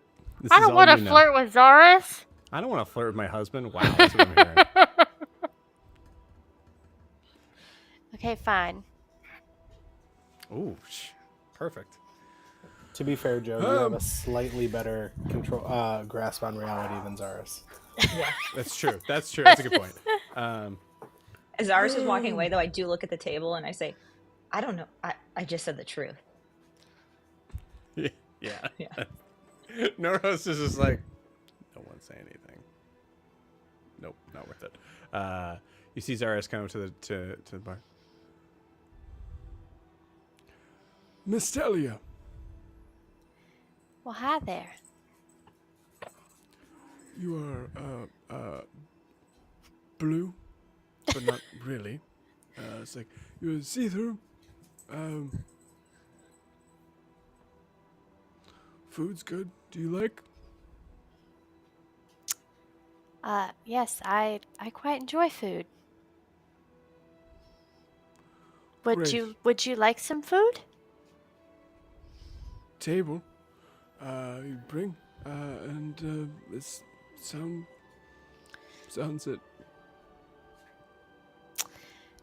Well, what would you like? You're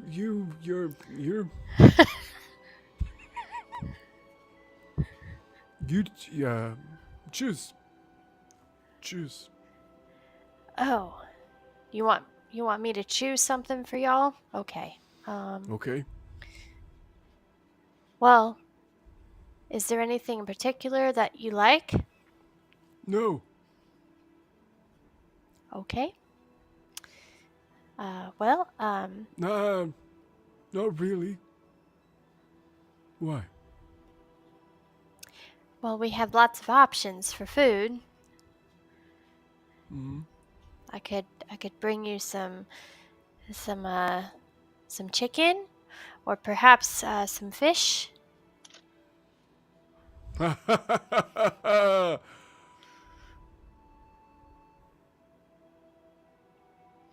Good.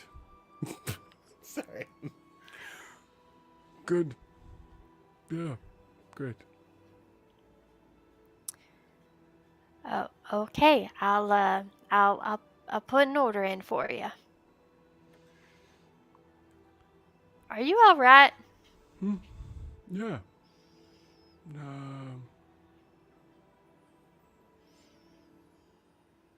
did you know that when primordial crabs mate,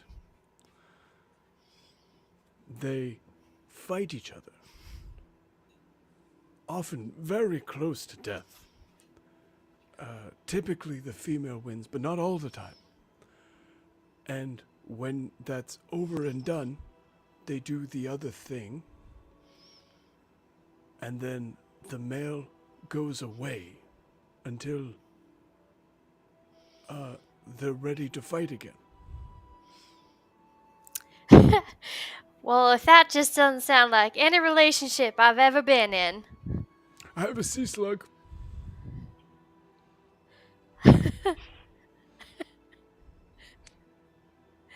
Hey, I'm sorry. A what? Slug from the sea. I knew he liked it. Your turn. I have a restaurant, a bar. I don't have any pets. If that's what that sea slug is. Nope. Nope, it's not. Do you have the sea slug here with you? No. Oh. Back home. Does it have a name? Yes, it does. Ashar? Ashar Anas? Ashar Anas? Mm-hmm. That's a nice name for a sea slug. I didn't name him. Well, who named him? I don't know. I never asked. Oh. It just told you its name? Does it talk? Well, I've been friends with him for a while. Oh. Where is it that you're from?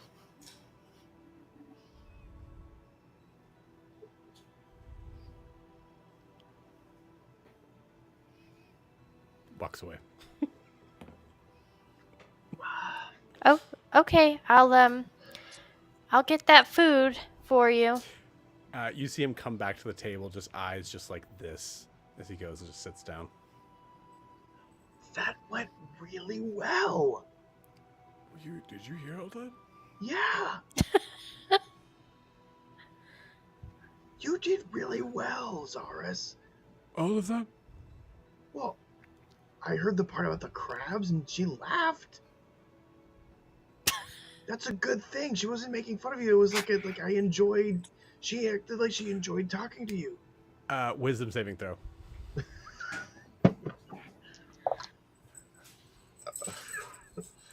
Hang on. Wisdom. Okay, so that is a 16.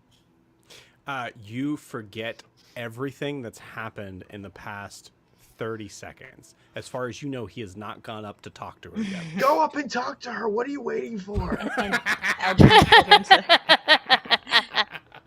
I love that. Eldrin says, Zaris, You can do it. I think you can do it. You had Guar, rum. you've had too much You've to ordered drink. food. Now you're gonna go talk to a cute water elemental. It's gonna be great. You can do it. Zaris, by the way that Norris squeezed my hand when I said that thing about your friend dying, I realized that I was in the wrong. I just thought it was a matter of fact, like my brother is dead, and I will freely say my brother is dead. But I didn't realize that it could make you sad. I'm apologizing. Why? No. Why are we what? all somber now all of a sudden? This got heavy. I turned to Norris and I say, I tried to apologize. It didn't work.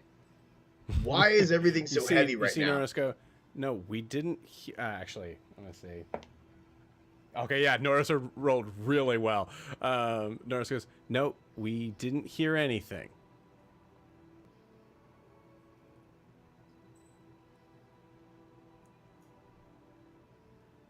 Seren, you could roll an insight check on that if you want to. Or I would say an Arcana check. You're all acting really weird. Well,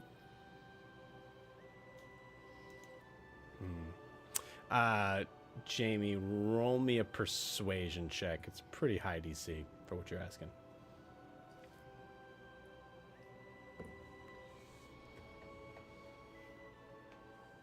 continue. You guys can talk. Well, except for That's you, what I'm saying. Seren. You're not acting weird. Thank you for. I'm so glad you're back. Oh, you said 12 is what you said. Yeah, no, you're not sure. So what's the plan, Zaris? Are we spending the night here? Food's coming. Okay, so want to decide Oh, after we got food. Wait, when did you get up?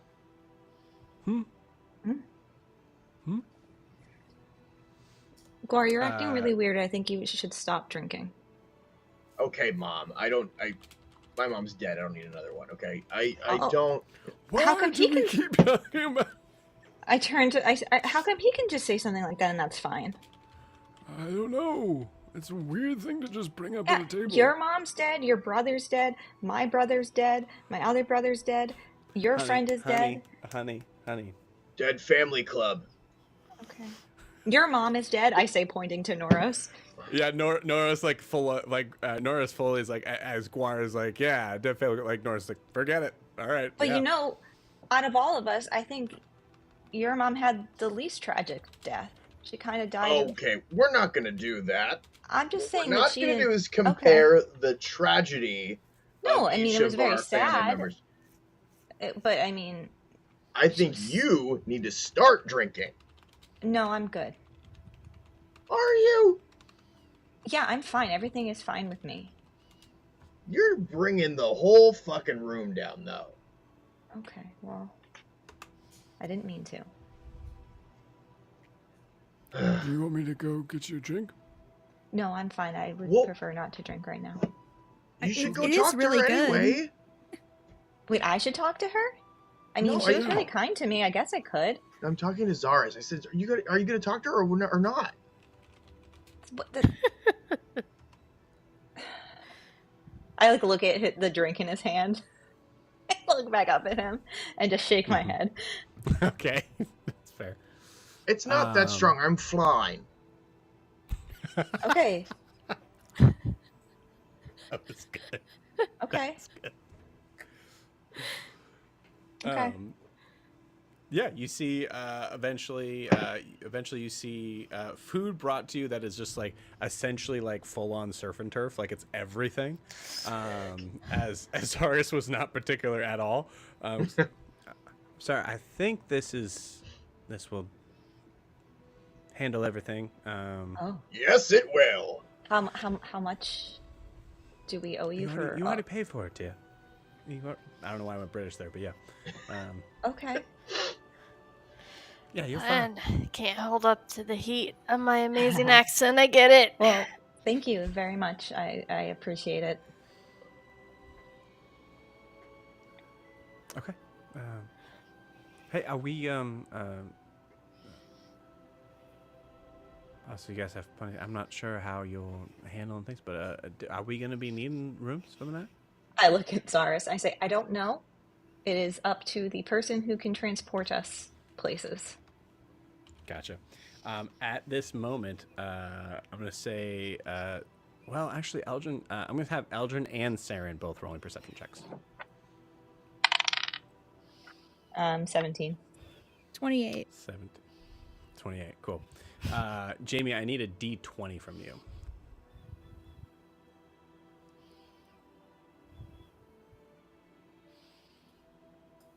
19. 19. Okay, cool. With a 19, you and Seren, you're 28. Eldrin, you didn't get it, but Seren, with a 28, you hear a voice outside of the restaurant go, "Oh, hi. Are you guys new in town too?" Man, there's a lot of visitors around here. That's incredible. Anyways, hi. My name is Barty. What's your name? That's what you hear. Guys, somebody else is here. Like, Could it be Huxley? You hear another no, voice he's- that goes, that just a deep voice that just goes, no, thank you. We're not buying. No, Yeah. no, but thank you. no, Huxley's in this houseboat thing. He like physically can't leave for a whole day. It's not important. The weird sheriff guy is talking to somebody that's new. Aaron, it's rude to eavesdrop. They said they got a lot of visitors lately. Does he It's sound? like what she does. Does he sound close? Literally my job. I know it's quite literally Seren's job. It's for real. Cool, awesome. How does Milo appear in the bar? Wait, is Duchess with me? Duchess is he is going to go back for Duchess. Okay. Okay. Because he has to put Duchess somewhere else. Mm-hmm. Right? So. All right. Then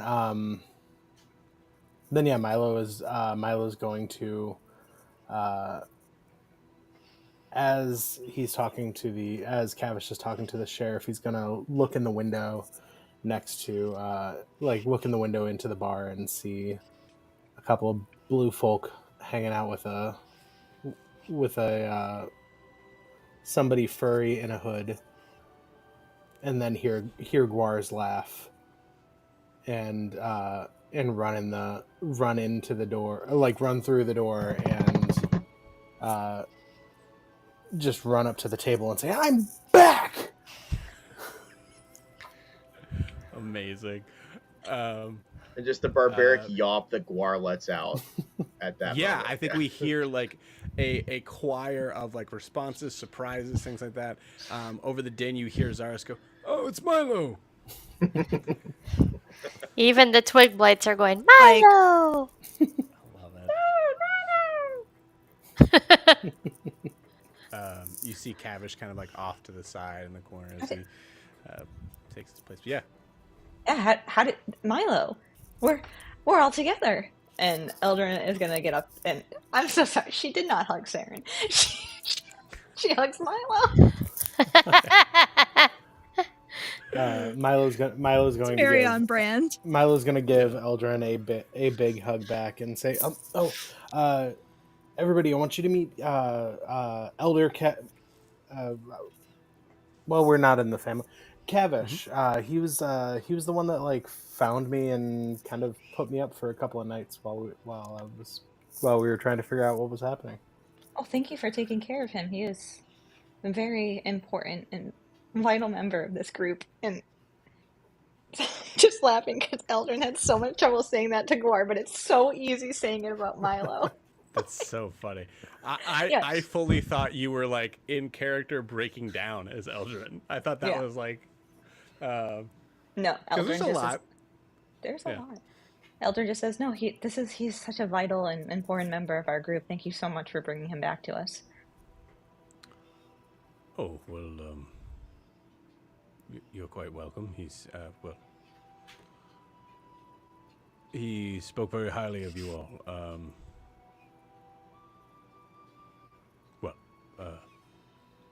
All right, so the two of you need a drink immediately. Oh, no, sorry. Yeah, sure. Why not? Well, I don't want to. Well, one for your bird, then. One drink. And you see him sit down.